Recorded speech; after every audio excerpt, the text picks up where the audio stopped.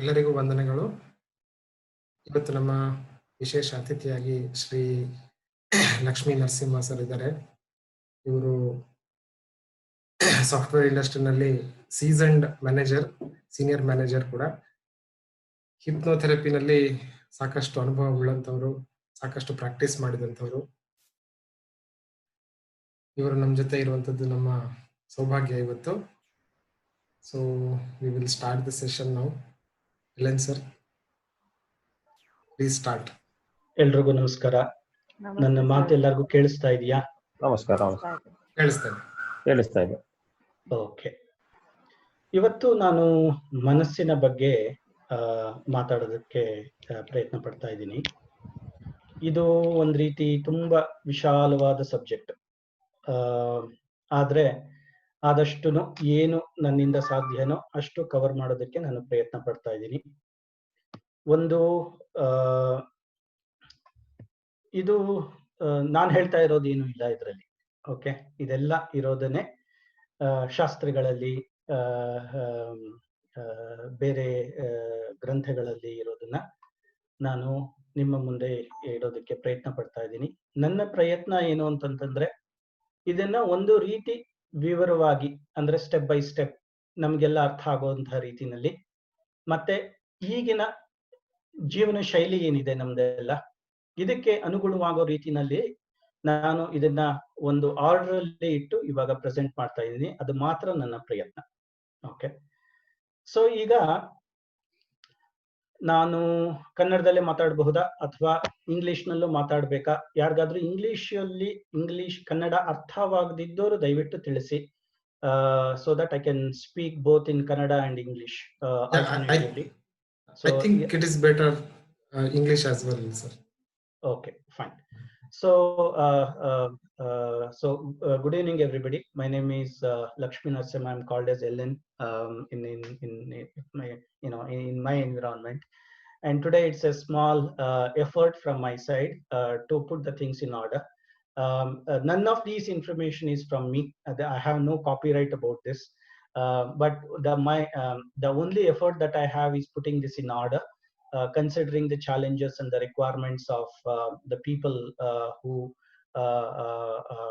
are there currently. So that's the only effort from my side. Otherwise, this is the information that's available for all of us, okay, everywhere.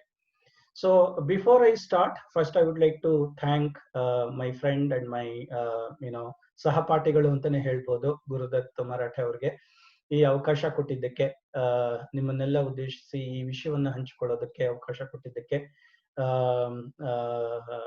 On my personal behalf, so Kalpataru ಸಂಸ್ಥೆಗೆ ಮತ್ತೆ ಗುರುದತ್ ಅವರಿಗೆ ಧನ್ಯವಾದಗಳನ್ನ ಹೇಳ್ತಾ ಈ ವಿಷಯದ ಬಗ್ಗೆ ನಾನು ವಿಚಾರವನ್ನ ಶುರು ಮಾಡ್ತೇನೆ. ಇನ್ನೊಂದೇನು ಅಂತಂತಂದ್ರೆ, ಈ ವಿಚಾರ ಇಂಗ್ಲಿಷ್ ಅಲ್ಲಿ ಹೇಳ್ಬೇಕು, ಕನ್ನಡದಲ್ಲಿ ಹೇಳ್ಬೇಕು, ಫಸ್ಟ್ ನಾನು ಪ್ರಾಕ್ಟೀಸ್ ಮಾಡ್ಕೊಳ್ತಾ ಇದ್ದೀನಿ. ಎನಿವೆ, ಫಸ್ಟ್ ಅದು ಇದು ಹೇಗಾದ್ರೂ ಸರಿನೇ. ಸೊ ಹೇಳ್ತಾ ಹೋಗ್ತೀನಿ. ಸೊ ಹೇಗೆ ಫ್ಲೋ ಆಗುತ್ತೋ ಆತರ ಆಗ್ತಾ ಹೋಗುತ್ತೆ. ಸೊ ಈ ವಿಚಾರ ಒಂದು ಆಳವಾದಂತಹ ವಿಚಾರ. ಇದನ್ನ ಆದಷ್ಟು ಈ 1.5 ಗಂಟೆನಲ್ಲಿ ನಾನು ಏನು ಹೇಳಬಹುದು ಅದಕ್ಕೆ ಅನುಗುಣವಾಗೋ ರೀತಿನಲ್ಲಿ ನಾನು ಸರಿ ಮಾಡಿ ಹೇಳುವಂತ ಇದು ಪ್ರಯತ್ನ ಇವತ್ತು ನಾನು ಮಾಡ್ತಾ ಇದ್ದೀನಿ. So since I am kind of IT industry background, the way of communicating for me is a PPT. Okay, so I have a PPT today, and there are many things. Another thing that I just want to request everybody is keep your volume, keep your mic on. Even if it is unmuted, it is okay, as long as there are no major disturbances. The reason is I would like to I want this to be a more of an interactive session. Where we interact and I ask certain questions, you give input, so that we can for next 1.5 hours we can work together. There are areas where I will be speaking directly. So ಎಲ್ಲಿ ನಾನು direct ಆಗಿ ಹೇಳ್ತೀನೋ ಅಂಥ ಟೈಮ್ಗಳಲ್ಲಿ ನೀವು unmute ಮಾಡ್ಕೊಳ್ಬಹುದು. ನಾನು ಪ್ರಶ್ನೆ ಕೇಳಿದಾಗ ನೀವು ನಾನು ಎಲ್ಲಿ ಡೈರೆಕ್ಟ್ ಆಗಿ ಮಾತಾಡ್ತಾ ಇರ್ತೀನಿ ಅವಾಗ ನೀವು ಮ್ಯೂಟ್ ಮಾಡ್ಕೊಳ್ಬಹುದು. ನಾನು ಎಲ್ಲಿ ಪ್ರಶ್ನೆಗಳನ್ನು ಕೇಳ್ತೀನಿ ಅವಾಗ ಅನ್ಮ್ಯೂಟ್ ಮಾಡ್ಕೊಂಡು ದಯವಿಟ್ಟು ಪಾರ್ಟಿಸಿಪೇಟ್ ಮಾಡಬೇಕು ಅಂತ ನನ್ನ ಕೋರಿಕೆ. ಸೊ ಅದು ಒಂದು. ಇನ್ನೊಂದು ಏನು ಅಂತಂದ್ರೆ ಈ ವಿಷಯನೇ ಹಾಗೆ. ನಾವು ಮನಸ್ಸಿನ ಬಗ್ಗೆ ಮಾತಾಡ್ಬೇಕಾದ್ರೆ ಇದು 1, 2 ಅಥವಾ 3 ಸೆಷನ್ಗಳಲ್ಲಿ ಮುಗಿಯುವಂತ ವಿಷಯ ಅಲ್ಲ. ಅದನ್ನ ಇಷ್ಟೇ ಸಂಕ್ಷಿಪ್ತವಾಗಿ ಹೇಳೋದೆಲ್ಲ ಹೇಳಲೇಬೇಕು, ಕವರ್ ಮಾಡೋದೆಲ್ಲ ಮಾಡ್ಲೇಬೇಕು. ಅವಾಗ್ಲೇನೆ ಅದಕ್ಕೆ ಒಂದು ಸಾರ್ಥಕತೆ ಅನ್ನೋದು ಬರೋದು, ಅವಾಗ್ಲೇನೆ ಒಂದು ನನ್ನ ಕಡೆಯಿಂದ ನ್ಯಾಯ ಅನ್ನೋದು ಸಿಗೋದು. ಆದ್ರಿಂದ ಈ ಸೆಷನ್ ಅಲ್ಲಿ ಆದಷ್ಟು ನಾನು ಕವರ್ ಮಾಡ್ತಾ ಇದ್ದೀನಿ. ಅಕಸ್ಮಾತ್ ಯಾವ್ದಾದ್ರು ಮಿಕ್ಕಿದ್ರೆ ಅಥವಾ ಕೆಲವು ಐಟಮ್ಗಳು, ಯಾಕೆಂದ್ರೆ ನಾನು ಈ ಸೆಷನ್ ನಲ್ಲಿ ಬರೀ ಮನಸ್ಸಿಗೆ ಸಂಬಂಧಪಟ್ಟ ವಿಷಯಗಳ ಬಗ್ಗೆ ಜ್ಞಾನವನ್ನು ಮಾತ್ರ ಕೊಡ್ತಾ ಇದ್ದೀನಿ ಹೊರತುನು ಇದನ್ನ ಹೇಗೆ ಪ್ರಾಕ್ಟೀಸ್ ಮಾಡೋದು, ಇದನ್ನ ಹೇಗೆ ನಮ್ಮ ಜೀವನದಲ್ಲಿ ಅಳವಡಿಸ್ಕೊಳ್ಳೋದು, ಅದ್ರ ಬಗ್ಗೆ ಯಾವ ರೀತಿಯಾದಂತಹ ಪ್ರಾಕ್ಟಿಕಲ್ ಸೆಷನ್ಸ್ ನ ಮಾಡೋ ಪ್ರಯತ್ನ ಮಾಡ್ತಾ ಇಲ್ಲ ಈ ಸೆಷನ್ ಅಲ್ಲಿ. ಪ್ರಾಬಬ್ಲಿ ಮುಂದಿನ ಸೆಷನ್ಗಳಲ್ಲಿ ನಾವು ನಿಮ್ಗೆ ಇದು ಇನ್ನೊಂದ್ಸಲಿ ಆಗ್ಬೇಕು ಅಂದ್ರೆ ಇನ್ನೊಂದು ಸೆಷನ್ ಮಾಡಬಹುದು. ಮತ್ತೆ 2-3 ಸಲ ಕೇಳಿದಾಗ ನಮ್ಗೆ ಕ್ಲಿಯರ್ ಆಗ್ತಾ ಹೋಗುತ್ತೆ ವಿಷಯ. ಎರಡನೇದು, ನಾವು ಪ್ರಾಕ್ಟಿಕಲ್ ಸೆಷನ್ ಮಾಡ್ಬೇಕಾದ್ರೆ ಇನ್ನೊಂದು ಸೆಷನ್ ಅನ್ನು ಇಟ್ಕೊಳ್ಬಹುದು. ಸೊ ಅವಾಗ ನಿಮ್ಮ ಪರಿವಾರದವರು, ನಿಮ್ಮ ಗೆಳೆಯರು ಯಾರಾದ್ರೂ ಇದ್ರೆ, ಫ್ರೆಂಡ್ಸ್ ಅಂಡ್ ರಿಲೇಟಿವ್ಸ್ ಯಾರಾದ್ರೂ ಇದ್ರೆ, so if they are interested about this particular subject, they can also participate. There is going to be another opportunity as well. So here I try to cover as much as possible. So that's the whole attempt over here. Okay, so let me start. So today we are talking about mind and how mind works and how to handle it from a spiritual perspective. So the references what I have taken is from Viveka Chudamani, from Adi Shankaracharya, and also from other scriptures, so other Yoga Sutras, and also from other references of the scriptures. Okay, ಜೊತೆಗೆ ನನ್ನ ವಿಷಯವನ್ನು ನಾನು ಅಳವಡಿಸಿಕೊಂಡು ನಾನು ಹೇಳ್ತಾ ಇದ್ದೀನಿ. So ಇದು ಸಂಕ್ಷಿಪ್ತವಾಗಿ the context. I just wanted to set the context. Okay, so before I start, I want to start with the Guru Vandana.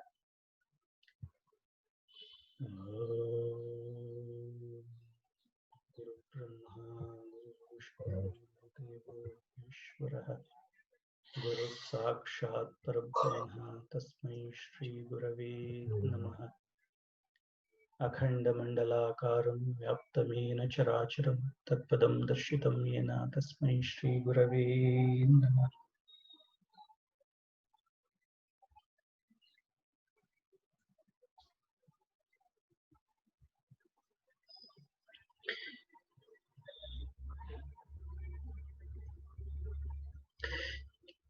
ಈಗ ನನ್ನ ಸ್ಲೈಡ್ಸ್ ಎಲ್ಲ ಇಂಗ್ಲಿಷ್ ನಲ್ಲಿದೆ, ಆದ್ರಿಂದ ಇಂಗ್ಲಿಷ್ ನವರು ಅರ್ಥ ಮಾಡ್ಕೊಳ್ಳೋದಕ್ಕೆ ಅನುಕೂಲ. ನಾನು ಮಾತಾಡೋದಾದಷ್ಟು ಇಂಗ್ಲಿಷು ಕನ್ನಡ ಎರಡನ್ನು ಬೆರೆಸಿ ಮಾತಾಡ್ತೀನಿ ಅಥವಾ ಸಪರೇಟ್ ಆಗಿ ಮಾತಾಡ್ತೀನಿ. ಆದಷ್ಟು ಎಲ್ಲರೂ ಅರ್ಥವಾಗೋ ರೀತಿನಲ್ಲಿ ಇದನ್ನ ಪ್ರೆಸೆಂಟ್ ಮಾಡೋದಕ್ಕೆ ಪ್ರಯತ್ನ ಪಡ್ತೀನಿ. ಓಕೆ, ಸೊ ಇವಾಗ ನಾವು ಮೈಂಡ್ ಬಗ್ಗೆ ಮಾತಾಡ್ತಾ ಇದೀವಿ, ಮನಸ್ಸಿನ ಬಗ್ಗೆ ಮಾತಾಡ್ತಾ ಇದೀವಿ. ನಾವು ಯಾತಕ್ಕೆ ಮನಸ್ಸನ್ನ ಬಗ್ಗೆ ತಿಳ್ಕೊಳ್ಬೇಕು? ಯಾವ್ಯಾವುದೋ ವಿಷಯ ಇದೆ ಜೀವನದಲ್ಲಿ, ಮನಸ್ಸು ಯಾಕೆ ಮುಖ್ಯ, ಮನಸ್ಸಿನ ಬಗ್ಗೆ ಯಾಕೆ ಚರ್ಚೆ ಮಾಡ್ಬೇಕು ಅಂತ ನಿಮಗನ್ಸುತ್ತೆ?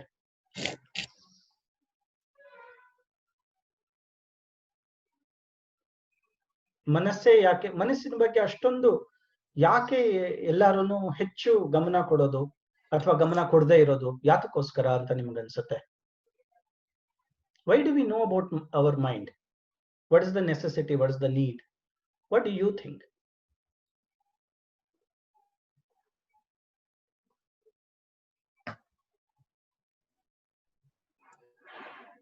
Because it is an awareness which is present in each and every cell of the body. Okay. Yeah, and once you are aware about your mind in each and every cell of the body, you can control many things, or you can get healed. You can reach to spirituality level and control it. You can be the master of it. Yeah, absolutely. But at the same time, mind is one of the item which is less attended, or rather unattended item. Yes. Okay. So if you have a two-wheeler or if you have a four-wheeler, even in your kitchen, you keep it clean and neat, right, on a daily basis. And even your vehicle, you give it for servicing, periodically. But how many of us, have do the cleansing of the mind on a regular basis? Okay, very few of us. Yes. So that is why it is an area where it is very powerful, and where we ನಾವು ಈ ಮನಸ್ಸಿನ ಮೇಲೆ ತುಂಬಾ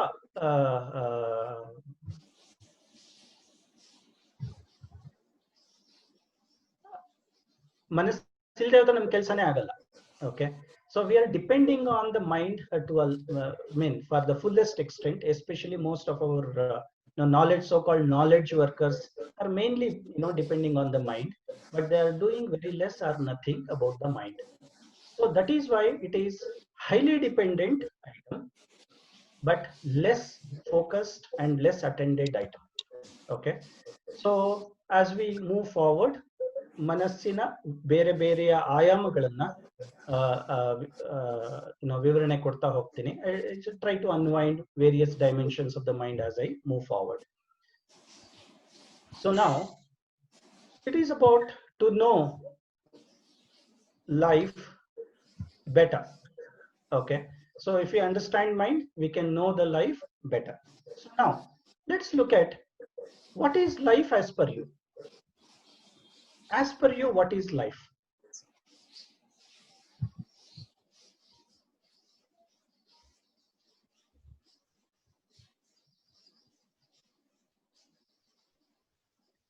So ನಿಮ್ಮ ದೃಷ್ಟಿನಲ್ಲಿ ಜೀವನ ಅಂದ್ರೆ ಏನು? ಯಾವುದು ಜೀವನ ನಿಮ್ಮ ದೃಷ್ಟಿನಲ್ಲಿ? Life is an experience. Okay, it is because we are spiritual beings. Yeah. Life is, body is given to us to experience certain things in our life. Correct. So okay, they both are incompatible, and so when life is with you, you can experience a lot of things, whether Correct. good or bad as per your perception. That is a different thing, but Correct. life is the force behind the universe. That's right. But what is life as per you? If I have to show, we have to point out, this is Yes. life, this is life, this is life, this is, what is life about you as per you? It's awareness. Awareness. Okay. Yes. Fine. So let's keep moving. Idea is for you to encourage participating. Okay. So I have the information, but continue to participate. That would be very good. Okay. So now this is what we call it as life, right? In a usual day-to-day understanding. ನಾವು ದಿನನಿತ್ಯದ ಅನಿಸಿಕೆಯಲ್ಲಿ ನಮ್ಮ ಅನುಭವಗಳಲ್ಲಿ ಇದನ್ನ ನಾವು life ಅಂತ ಕರಿತೀವಿ, ಜೀವನ ಅಂತ ಕರಿತೀವಿ. ಎಲ್ಲರೂ ಹುಡುಕ್ತಾರೆ. ಓಕೆ, ಮಕ್ಕಳಾಗಿರ್ತಾರೆ, ಆವಾಗ ಮಕ್ಕಳು ಏನೇನ್ ಮಾಡ್ಬೇಕು ಅದನ್ನೆಲ್ಲ ಮಾಡ್ತಾರೆ. ಆಮೇಲೆ ಯುವಕರಾಗ್ತೀವಿ, ಯುವಕರಾಗಿದ್ದಾಗ ಏನೇನಾಗ್ಬೇಕು ಮಾಡ್ಬೇಕು ಅದನ್ನೆಲ್ಲ ಮಾಡ್ತೀವಿ. ಆಮೇಲೆ ಮೆಚೂರಿಟಿ ಬರುತ್ತೆ. Matured people, whatever they want to do, all that will happen. Earning money, having assets, and having family, expanding family, all those things to happen. ಆಮೇಲೆ ಒಂದು ವಯಸ್ಸಾದಾಗ ಆವಾಗ ಏನು ಮನಸ್ಥಿತಿಗಳು, ಪರಿಸ್ಥಿತಿಗಳು ಇರುತ್ತೋ ಅದು ಆಗುತ್ತೆ. ಸೊ ನಾವು ಇದನ್ನ ಒಟ್ಟಾರೆ ಜೀವನ ಅಂತ ಕರಿತೀವಿ ಅಲ್ವಾ? ಸೊ ಇವಾಗ, so these are some of the things that we call different stages of life, right? So now when I was looking at this, is also one of the definition of life. Okay, so now you rise, have energy, and you burn energy. Okay, so at the peak, when you are at the peak, and after you lose your energy, then you become the symbol of energy. Okay, so this is also one of the symbol of life, and in most of our cases, yes, it is also true.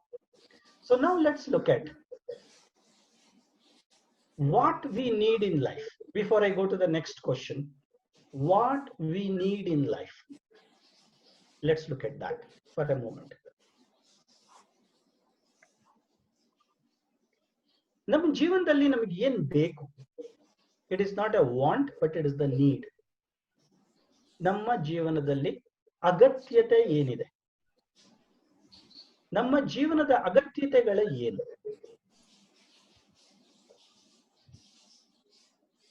ಯೋಚನೆ ಮಾಡಿ. So what we need in life,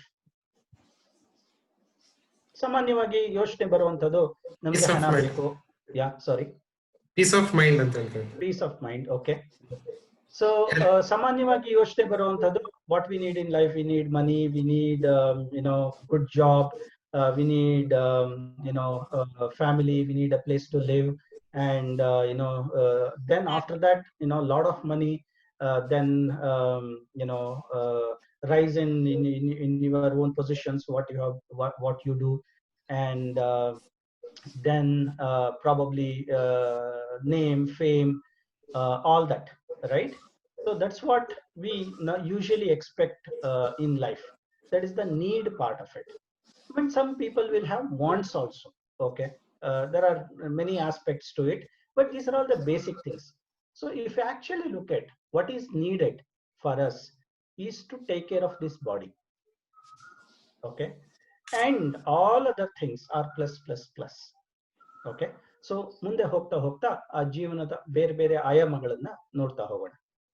so ನಾವು ಎರಡನೇ ಪ್ರಶ್ನೆಗೆ ಬರೋಣ. ಇವಾಗ ನಾವು ದುಡ್ಡಿನಿಂದ ಯಾವುದನ್ನ ನಾವು ಖರೀದಿ ಮಾಡೋದಕ್ಕೆ ಆಗೋದಿಲ್ಲ. What is that something that we cannot buy from ಮನಿ?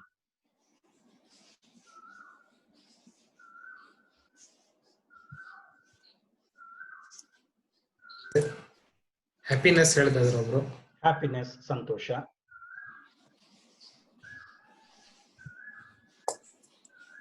ಆಮೇಲೆ ದುಡ್ಡಿನಿಂದ ನಾವು ಯಾವುದನ್ನ ಖರೀದಿ ಮಾಡೋದಕ್ಕೆ ಸಾಧ್ಯ ಇಲ್ಲ. Health, peace of mind, relationships. ಹೌದು. ಸೊ ನಾವು ದುಡ್ಡಿನಿಂದ ಒಳ್ಳೆ ಆಸ್ಪತ್ರೆಗೆ ಸೇರ್ಕೊಳ್ಬಹುದು, ಸೂಪರ್ ಲಕ್ಸುರಿ ವಾರ್ಡ್ ನಲ್ಲಿ ಇರಬಹುದು, ಆದ್ರೆ ಆರೋಗ್ಯ ಸಿಗೋದಿಲ್ಲ. ತುಂಬಾ ಚೆನ್ನಾಗಿರೋ ಹಾಸಿಗೆ ಕೊಂಡ್ಕೊಳ್ಬಹುದು, ಆದ್ರೆ ನಿದ್ದೆ ಬರೋದಿಲ್ಲ, ನಿದ್ದೆ ಸಿಗೋದಿಲ್ಲ ದುಡ್ಡಿನಿಂದ. ಸೊ ಹೀಗೆ ನಮ್ಮ ಜೀವನದಲ್ಲಿ ನಾವ್ ಏನು ಜೀವನ ಅಂತ ನಾರ್ಮಲ್ ಆಗಿ ಅಂದ್ಕೊಳ್ತೀವೋ, ದುಡ್ಡು, ಕೆಲ್ಸ, ಮನೆ ಅಥವಾ ಬಂಗ್ಲೆ, ಹೆಸರು, ಉನ್ನತ ಮಟ್ಟ ಜೀವನದಲ್ಲಿ, ಇದನ್ನೆಲ್ಲ ನಾವು ಸಾಮಾನ್ಯವಾಗಿ ಏನು ಅಂದ್ಕೊಳ್ತೀವೋ ಅದನ್ನೆಲ್ಲ ದುಡ್ಡಿನಲ್ಲಿ ಕೊಂಡುಕೊಳ್ಬಹುದು. ಆದರೆ ಕೆಲವು ವಸ್ತುಗಳನ್ನ, ಸುಖ, ಶಾಂತಿ, ನೆಮ್ಮದಿ, ಇವುಗಳನ್ನೆಲ್ಲ ದುಡ್ಡಿನಿಂದ ಕೊಂಡುಕೊಳ್ಳೋದಕ್ಕೆ ಸಾಧ್ಯ ಇಲ್ಲ. ನಾನು ಯಾತಕ್ಕೆ ಇದ್ರ ಬಗ್ಗೆ ಎಲ್ಲ ಮಾತಾಡ್ತಾ ಇದ್ದೀನಿ, ಏನಪ್ಪಾ ಮೈಂಡ್ ಬಗ್ಗೆ ಮಾತಾಡ್ತೀನಿ ಅಂತ ಅಂದ್ಬಿಟ್ಟು ಏನೇನೋ ಕೇಳ್ತಾ ಇದಾರೆ ಜೀವನದ ಬಗ್ಗೆ ಅಂತ ಅಂದ್ಕೊಂಡ್ರೆ, ಜೀವನ ಎಲ್ಲಿ ನಡೆಯುತ್ತೆ ಅನ್ನೋದು ಮುಖ್ಯ ಪ್ರಶ್ನೆ. ಓಕೆ. ಸೊ ಇವಾಗ ವೇರ್ ವಿ ಎಕ್ಸ್ಪೀರಿಯನ್ಸ್ ಲೈಫ್ ಅನ್ನೋದು, ನಾವು ಜೀವನದ ಅನುಭವಗಳನ್ನ ಎಲ್ಲಿ ಪಡ್ಕೊಳ್ತೀವಿ, ಎಲ್ಲಿ ಅನುಭವಿಸ್ತೀವಿ ಅನ್ನೋದು ಮುಂದಿನ ಪ್ರಶ್ನೆ. ಯಾರಾದ್ರೂ ಪ್ರಯತ್ನ ಪಡ್ಬಹುದಾ? ನಾವು ಜೀವನವನ್ನ ಎಲ್ಲಿ ಅನುಭವಿಸ್ತೀವಿ, ಅದು ಆಗೋ ಕಡೆನ ಅಥವಾ ಬೇರೆ ಇನ್ನೆಲ್ಲಾದ್ರೂ? ಜೀವನ ಆಗೋದು ಅಂತಂತಂದ್ರೆ ಸಾಮಾನ್ಯವಾಗಿ ನಾವು ನೋಡೋ ಹಾಗೆ ಕೆಲ್ಸಗಳಾಗುತ್ತೆ, ಜನಗಳಿರ್ತಾರೆ, ಜನಗಳು ನಮ್ಗೆ ಒಳ್ಳೆ ಮಾತುಗಳು ಹೇಳ್ತಾರೆ, ಒಳ್ಳೆ ನಮ್ಮನ್ನ ಕರೆದು ಹಾರ ಎಲ್ಲ ಹಾಕ್ತಾರೆ, ಕೆಲವು ಸಲ ಹಾರ ಎಲ್ಲ ಹಾಕ್ತಾರೆ, ಕೆಲವು ಸಲ ಒಳ್ಳೆ ಮಾತುಗಳನ್ನ ಆಡ್ತಾರೆ, ನಮ್ಗೆ ಒಳ್ಳೆ ಪದವಿಗಳು ಸಿಕ್ಕಿದಾಗ ಜನಗಳೆಲ್ಲ ಬಂದು ಕೈ ಮುಗಿತಾರೆ.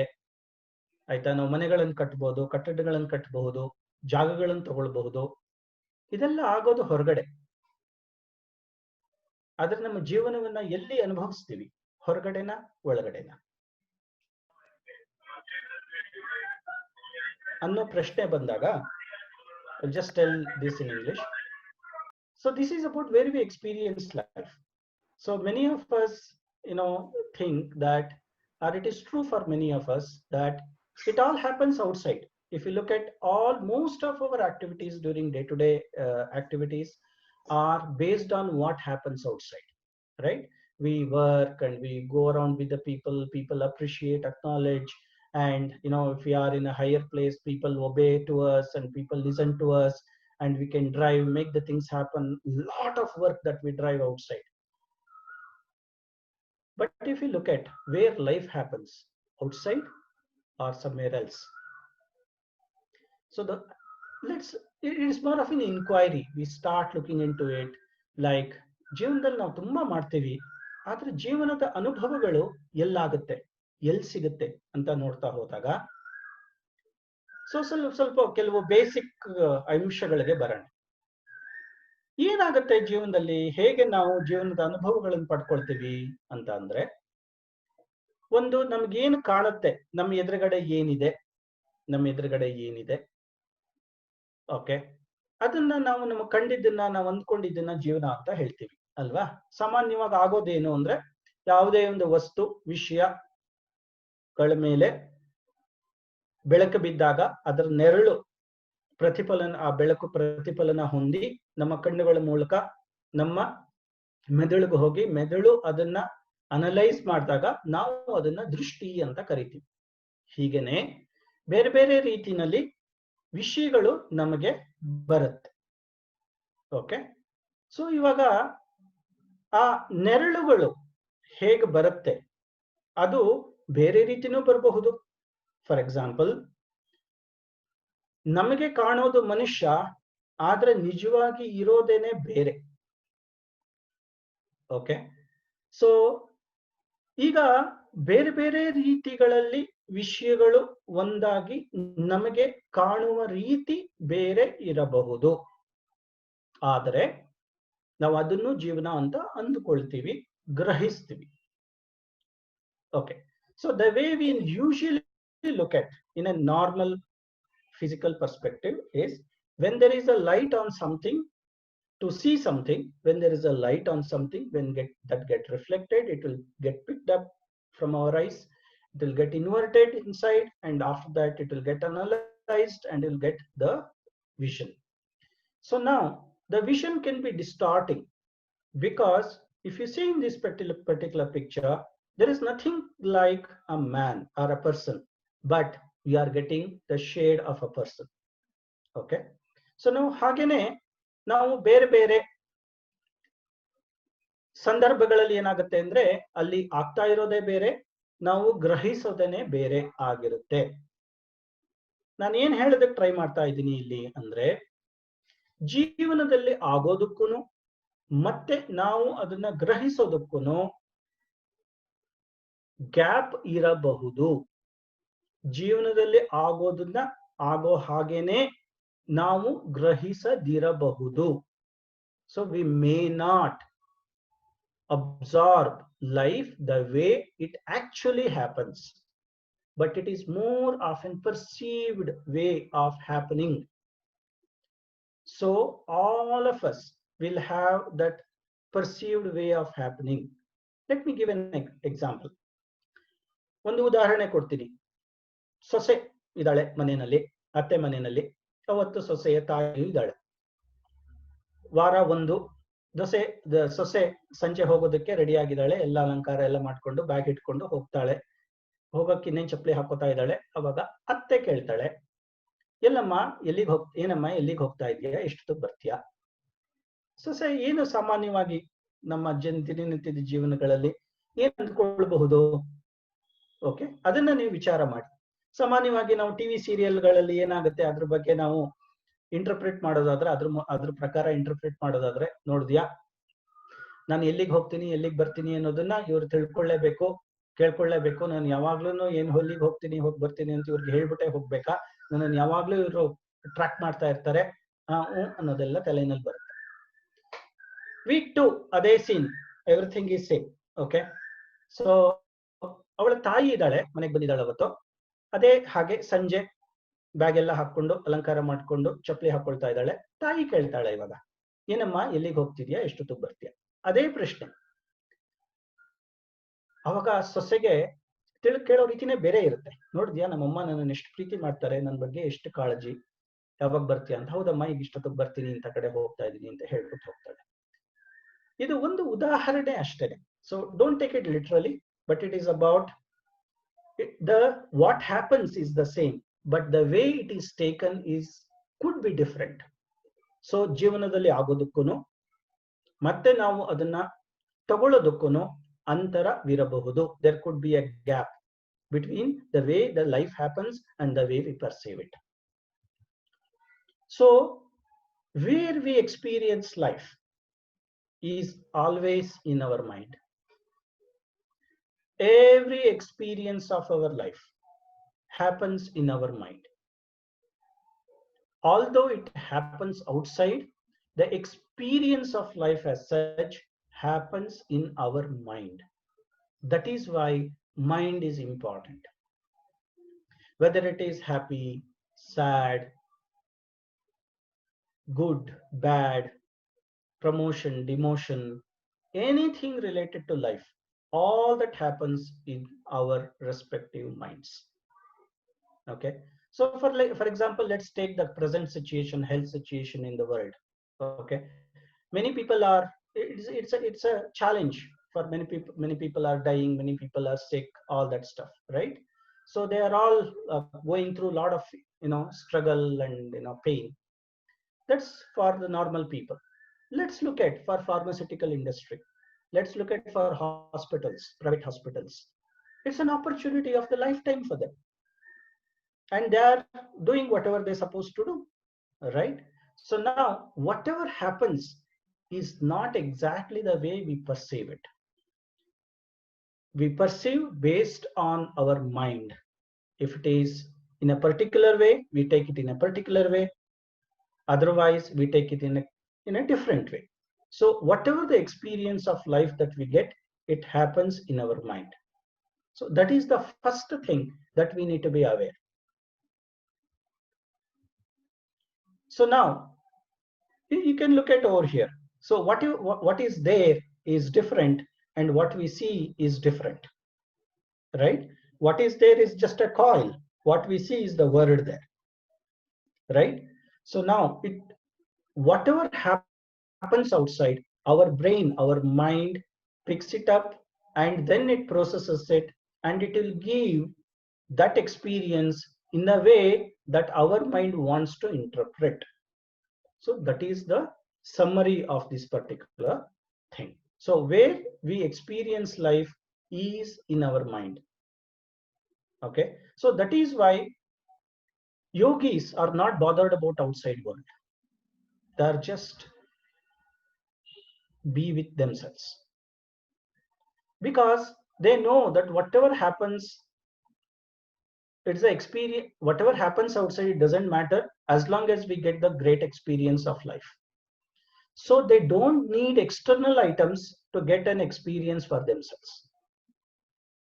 So adukoskara yogigalu tamma ಜೀವನದ ಅನುಭವಕ್ಕೆ ಹೊರಗಿನ ವಿಷಯಗಳ ಬಗ್ಗೆ ಡಿಪೆಂಡೆನ್ಸಿ ಇಟ್ಕೊಂಡಿರಲ್ಲ. ಏನೂ ಇರಲ್ಲ ಅವರಲ್ಲಿ ಹೊರಗಡೆ. ದುಡ್ಡಿರಲ್ಲ, ಬಂಗ್ಲೆ ಇರಲ್ಲ, ನೇಮ್ ಇರಲ್ಲ, ಫೇಮ್ ಇರಲ್ಲ, ಯಾರು ಏನು ಬಂಧು ಬಳಗ ಯಾರು ಇರಲ್ಲ. ಆದರೆ ಅವರು ಎಲ್ಲರಿಗಿಂತ ನೆಮ್ಮದಿಯ ಜೀವನವನ್ನ ನಡೆಸ್ತಾ ಇರ್ತಾರೆ. ಯಾತಕ್ಕೆ ಅಂತಂತಂದ್ರೆ ಅವರ ಆಂತರ್ಯದ ಅನುಭವಕ್ಕೆ, ಅವರ ಮನಸ್ಸಿನ ಅನುಭವಕ್ಕೆ ಹೊರಗಿನ ವಸ್ತುಗಳ ಆಗು ಹೋಗುಗಳ ಅವಶ್ಯಕತೆ ಇಲ್ಲ. ಸೊ ಆದ್ರಿಂದ ನಮಗೆ ಆಗುವ ಅನುಭವಕ್ಕೂ ಹೊರಗೆ ಆಗುವ ವ್ಯವಹಾರಗಳಿಗೂ ಸಂಬಂಧ ಇಟ್ಸ್ ಅ ಲೂಸ್ಲಿ ಕಪಲ್ಡ್ ಅಂತ ಹೇಳ್ಬಹುದು. ಹೆಚ್ಚು ನಾವು ಅಂದ್ಕೊಂಡಷ್ಟು ಗಟ್ಟಿದಲ್ಲ, ಒಂಥರ ಲೂಸ್ಲಿ ಕಪಲ್ಡ್ ಸಿಚುಯೇಷನ್. ಹೋಗ್ತಾ ಹೋಗ್ತಾ ಕ್ಲಿಯರ್ ಆಗ್ತಾ ಹೋಗುತ್ತೆ.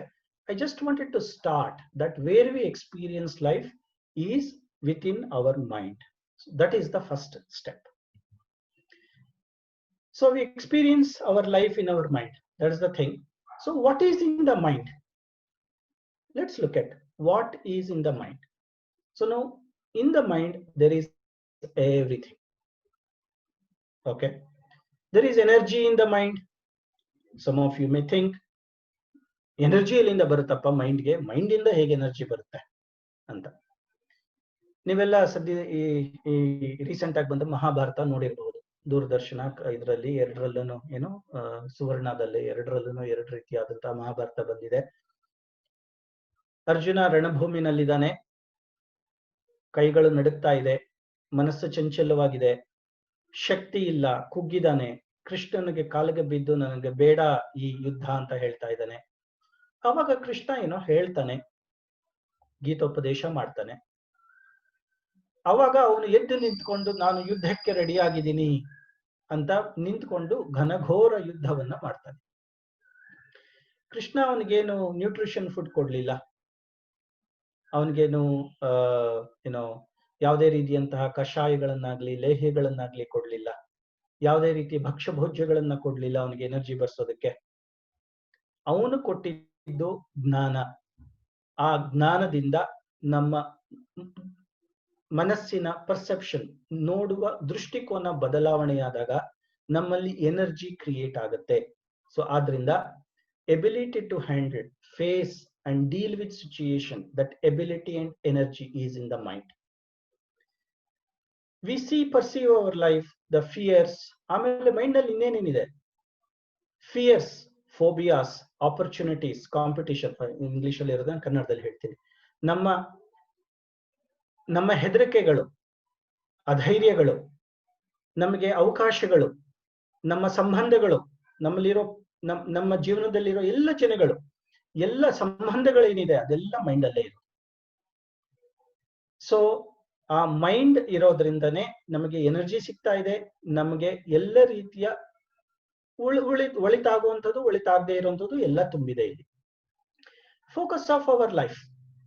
ಸೊ ನಾವು ನಮ್ಮ ಜೀವನದಲ್ಲಿ ಕೆಲವು ವಿಷಯಗಳು ತುಂಬಾ ಮುಖ್ಯ ಅಂತ ಅಂದ್ಕೊಂಡ್ಬಿಟ್ಟಿರ್ತೀವಿ. ಸೊ ಇವಾಗ ನಮ್ಮ ಜೀವನದಲ್ಲಿ ಬೇರೆ ಬೇರೆ ವಿಷಯಗಳ ಬಗ್ಗೆ ನಾವು ಗಮನ ಹರಿಸಿರ್ತೀವಿ. ಕೆಲವರಿಗೆ ಡಿಗ್ರಿಗಳು, ಸರ್ಟಿಫಿಕೇಟ್ಗಳು, ವಿಷಯಗಳು ತಿಳ್ಕೊಳ್ಳೋದು, ಕಲ್ತ್ಕೊಳ್ಳೋದು ಮುಖ್ಯ. ಅವರು ಅಕಾಡೆಮಿಕ್ಸ್ ಬಗ್ಗೆ ಹೆಚ್ಚಿನ ಒಲವನ್ನ ಇಟ್ಕೊಂಡಿರ್ತಾರೆ. ಓಕೆ, ಕೆಲವ್ರಿಗೆ ಬಿಸ್ನೆಸ್, ದುಡ್ಡು, ಹಣ, ಪವರು, ಇದ್ರ ಬಗ್ಗೆ ಎಲ್ಲ ಮುಖ್ಯ. ಅವರು ಅದರ ಬಗ್ಗೆ ವಿಶೇಷ ಒಲವನ್ನು ಇಟ್ಕೊಂಡಿರ್ತಾರೆ. ಕೆಲವರಿಗೆ ಆರ್ಟು, ಕಲ್ಚರು ರಿಲೇಟೆಡ್ ಮೇಲೆ ತುಂಬಾ ಗಮನ ಇರುತ್ತೆ. ಅದ್ರ ಬಗ್ಗೆ ಅವ್ರಿಗೆ ಫೋಕಸ್ನ, ಅವರ ಜೀವನದಲ್ಲಿ ಹೆಚ್ಚಿನ ಫೋಕಸ್ನ ಇಟ್ಕೊಂಡಿರ್ತಾರೆ. ಮತ್ತೆ ಕೆಲವು ಜನಗಳ ಬಗ್ಗೆ, ಪೀಪಲ್ ರಿಲೇಟೆಡ್, ಸೋಷಿಯಲ್ ಸರ್ವಿಸು, ಇದ್ರ ಬಗ್ಗೆ ಗಮನಗಳನ್ನ ಇಟ್ಕೊಂಡಿರ್ತಾರೆ. ಕೆಲವರು ಸ್ಪೋರ್ಟ್ಸ್ ಮತ್ತೆ ಅವರ ಪ್ಯಾಷನ್ಗಳ ಬಗ್ಗೆ ಗಮನಗಳನ್ನ ಇಟ್ಕೊಂಡಿರ್ತಾರೆ. ಹೀಗೆ ಒಬ್ಬೊಬ್ಬರ ಜೀವನದಲ್ಲಿ ಅವರ ಗಮನ ಬೇರೆ ಬೇರೆ ಆಗಿರುತ್ತೆ. ಇದು ಎಲ್ಲಿಂದ ಬರುತ್ತೆ, ಹೇಗ್ ಬರುತ್ತೆ? ಇದಕ್ಕೂ ಕಾರಣ ನಮ್ಮ ಮನಸ್ಸು. ಆಮೇಲೆ ಎಕ್ಸ್ಪೀರಿಯನ್ಸಸ್ ಆಫ್ ಲೈಫ್. ನಾವು ಕೇಳ್ತೀವಲ್ಲ, ಹೇಗಿದೆಯಪ್ಪ ಜೀವನ ಅಂತಂತಂದ್ರೆ ಕೆಲವರು ಚೆನ್ನಾಗಿದೆ, ನಡೀತಾ ಇದೆ, ಫಸ್ಟ್ ಕ್ಲಾಸ್ ಅಂತ ಹೇಳ್ತಾರೆ. ಕೆಲವರು ಕಟ್ರಾಯ್, ನಡೀತಾ ಇದೆ ಅಂತ ಹೇಳ್ತಾರೆ. ಹೀಗೆ ನಮ್ಮ ಜೀವನದ ಅನುಭವಗಳು, ಅಂದ್ರೆ ಅದು ಕಷ್ಟ ಆಗಿರ್ಬೋದು, ಆಮೇಲೆ ಬೋರ್ ಆಗಿರ್ಬಹುದು, ಫ್ರಸ್ಟ್ರೇಟಿಂಗ್ ಆಗಿರಬಹುದು, ಅಯ್ಯೋ ಈ ಜೀವನ ತುಂಬಾ ಕಷ್ಟಕರವಾಗಿದೆ, ನನಗೆ ಹ್ಯಾಂಡಲ್ ಮಾಡಕ್ಕಾಗಲ್ಲ ಅನ್ನೋ ಅನುಭವ ಆಗೋದು. ಆಮೇಲೆ ವೈ ಮೀ, ಯಾಕೆ ಜೀವನದಲ್ಲಿ ಇದೆಲ್ಲ ನನಗೇ ಆಗ್ತಾ ಇದೆ, ಬೇರೆ ಯಾರಿಗೂ ಆಗದೆ ಇರೋದು ಜೀವನದಲ್ಲಿ ಅನ್ನುವಂತಹ ಅನುಭವ. ಕೆಲವ್ರಿಗೆ I am living my life, okay, ನನ್ನ ಜೀವನವನ್ನು ನಾನು ಜೀವನ ಮಾಡ್ತಾ ಇದ್ದೀನಿ, this is the way I always wanted to live ಅನ್ನೋದು. ಮತ್ತೆ ಕೆಲವರಿಗೆ ಜೀವನ ತುಂಬಾ ಇನ್ಸ್ಪೈರಿಂಗ್ ಆಗಿರುತ್ತೆ, ತುಂಬಾ ಸಕ್ಸಸ್ಫುಲ್ ಆಗಿರುತ್ತೆ, ಕೆಲವರಿಗೆ ಅದಾಗಿರಲ್ಲ. ಹೀಗೆ ಜೀವನದ ಅನುಭವಗಳು ಎಲ್ಲಿರುತ್ತೆ ಅಂದ್ರೆ ನಮ್ಮ ಮೈಂಡ್ ಅಲ್ಲಿ ಇರುತ್ತೆ, ಮನಸ್ಸಿನಲ್ಲಿರುತ್ತೆ. ಹಾಗೇನೆ ಡಿಸಿಷನ್ಸ್ ದಟ್ ವಿ ಮೇಕ್, ಇದು ತುಂಬಾ important. Decisions that we make. ನಾನು ಕೆಲವು ವಿಷಯಗಳಲ್ಲಿ ಐ ಆಮ್ ನಾಟ್ ಗುಡ್, ನಾನು ಒಳ್ಳೆಯವನಲ್ಲ, I am not good enough. ಆಮೇಲೆ ಕೆಲವು ಸಂದರ್ಭಗಳಲ್ಲಿ ನಾವು ಕೆಲವು ಡಿಸಿಷನ್ಗಳನ್ನ, ನಿರ್ಧಾರಗಳನ್ನ ಮಾಡ್ತೀವಿ. ಐ ನೆವರ್ ಎವರ್, ಆಮೇಲೆ ಡ್ಯಾಶ್ ಡ್ಯಾಶ್ ಡ್ಯಾಶ್. ಇವಾಗ ಯಾರೋ ಏನೋ ಆಯ್ತು, ಗಂಡ ಹೆಂಡತಿಗೆ ಹೇಳೋದು, ಇನ್ಮೇಲೆ ನಾನು ಇದನ್ನ ಮಾಡಲ್ಲ, ಇನ್ಮೇಲೆ ನಾನು ನಿನಗೆ ಇದನ್ನ ಕೊಡಲ್ಲ, ಇನ್ಮೇಲೆ ನಾನು ಇದನ್ನ ತೋರ್ಸಲ್ಲ. ಅಥವಾ ಯಾರಾದ್ರೂ ಬಿಸ್ನೆಸ್ ಮಾಡಿ, if they burn their hand, so they say that I never ever do business again. ಅಥವಾ ಸ್ಪೋರ್ಟ್ಸ್ ಅಲ್ಲಿ ಯಾರಾದ್ರೂ ಟ್ರೈ ಮಾಡಿ ಅದಾಗದಿದ್ರೆ I never ever do this. ಹೀಗೆ ನಾವು ನಮ್ಮ ಜೀವನವನ್ನ ನೋಡ್ತಾ ಹೋದ್ರೆ ಸುಮಾರು ನಿರ್ಧಾರಗಳನ್ನ ನಾವು ತಗೊಂಡಿರ್ತೀವಿ. ಫಾರ್ ಎಕ್ಸಾಂಪಲ್, ಏನೋ ಸ್ಕೂಲಲ್ಲಿ ಆನ್ಯುವಲ್ ಡೇ ಸೆಲೆಬ್ರೇಷನ್, ಏನೋ ನೀವು ಸ್ಟೇಜ್ ಮೇಲೆ ಹೋಗಿರ್ತಾರೆ ಮಕ್ಕಳು, ಅಲ್ಲೇನೋ ಆಗುತ್ತೆ, ಅವ್ರಿಗೆ ಮನಸ್ಸಿಗೆ ಆಗದೆ ಇರೋದು, then they say I never ever come on stage. ಹೀಗೆ ನಮ್ಮ ಜೀವನದಲ್ಲಿ ಏನಾಗ್ತಾ ಇದೆ ಅದನ್ನ ನಾವು ಗಮನಿಸ್ಕೊಳ್ತಾ ಹೋದ್ರೆ ನಾವು ಹಲವಾರು ನಿರ್ಧಾರಗಳನ್ನ ತಗೊಂಡಿರ್ತೀವಿ ನಮ್ಮ ಜೀವನದಲ್ಲಿ, ಐ ನೆವರ್ ಎವರ್ ಅನ್ನುವಂಥದ್ದು. ಸೊ ಅದು ನಮ್ಮ ಜೀವನದ ಅನುಭವಗಳನ್ನ ರೂಪಿಸ್ತಾ ಹೋಗುತ್ತೆ. ಹಾಗೇನೆ ಫ್ರಮ್ ನೌ ಆನ್, ಸೊ ಇವತ್ತಿನಿಂದ ನಾನು ಇದನ್ ಮಾಡ್ತೀನಿ, ಇದನ್ ಮಾಡಲ್ಲ, ಹೀಗಿರ್ತೀನಿ, ಹೀಗಿರಲ್ಲ ಅನ್ನೋ ನಿರ್ಧಾರಗಳನ್ನು ತಗೊಂಡಿರ್ತೀವಿ. ಆಮೇಲೆ ನಾವು ಹೇಳ್ತಾ ಹೋಗ್ತೀವಿ, ಇಫ್ ಐ ಹ್ಯಾಡ್, ಇದೊಂದು ಇದ್ದಿದ್ರೆ ನಮ್ ಜೀವನ ಬೇರೆ ಆಗಿರೋದು, ಓಕೆ, ಇದಿದ್ದಿದ್ರೆ ನಾನು ಬೇರೆ ತರನೇ ಇರ್ತಾ ಇದ್ದೆ, if I had this I would have been in a different way. Okay, so ಹೀಗೆ ನಾವು ಬೇರೆ ಬೇರೆ ನಿರ್ಧಾರಗಳನ್ನ ತಗೊಂಡಿರ್ತೀವಿ.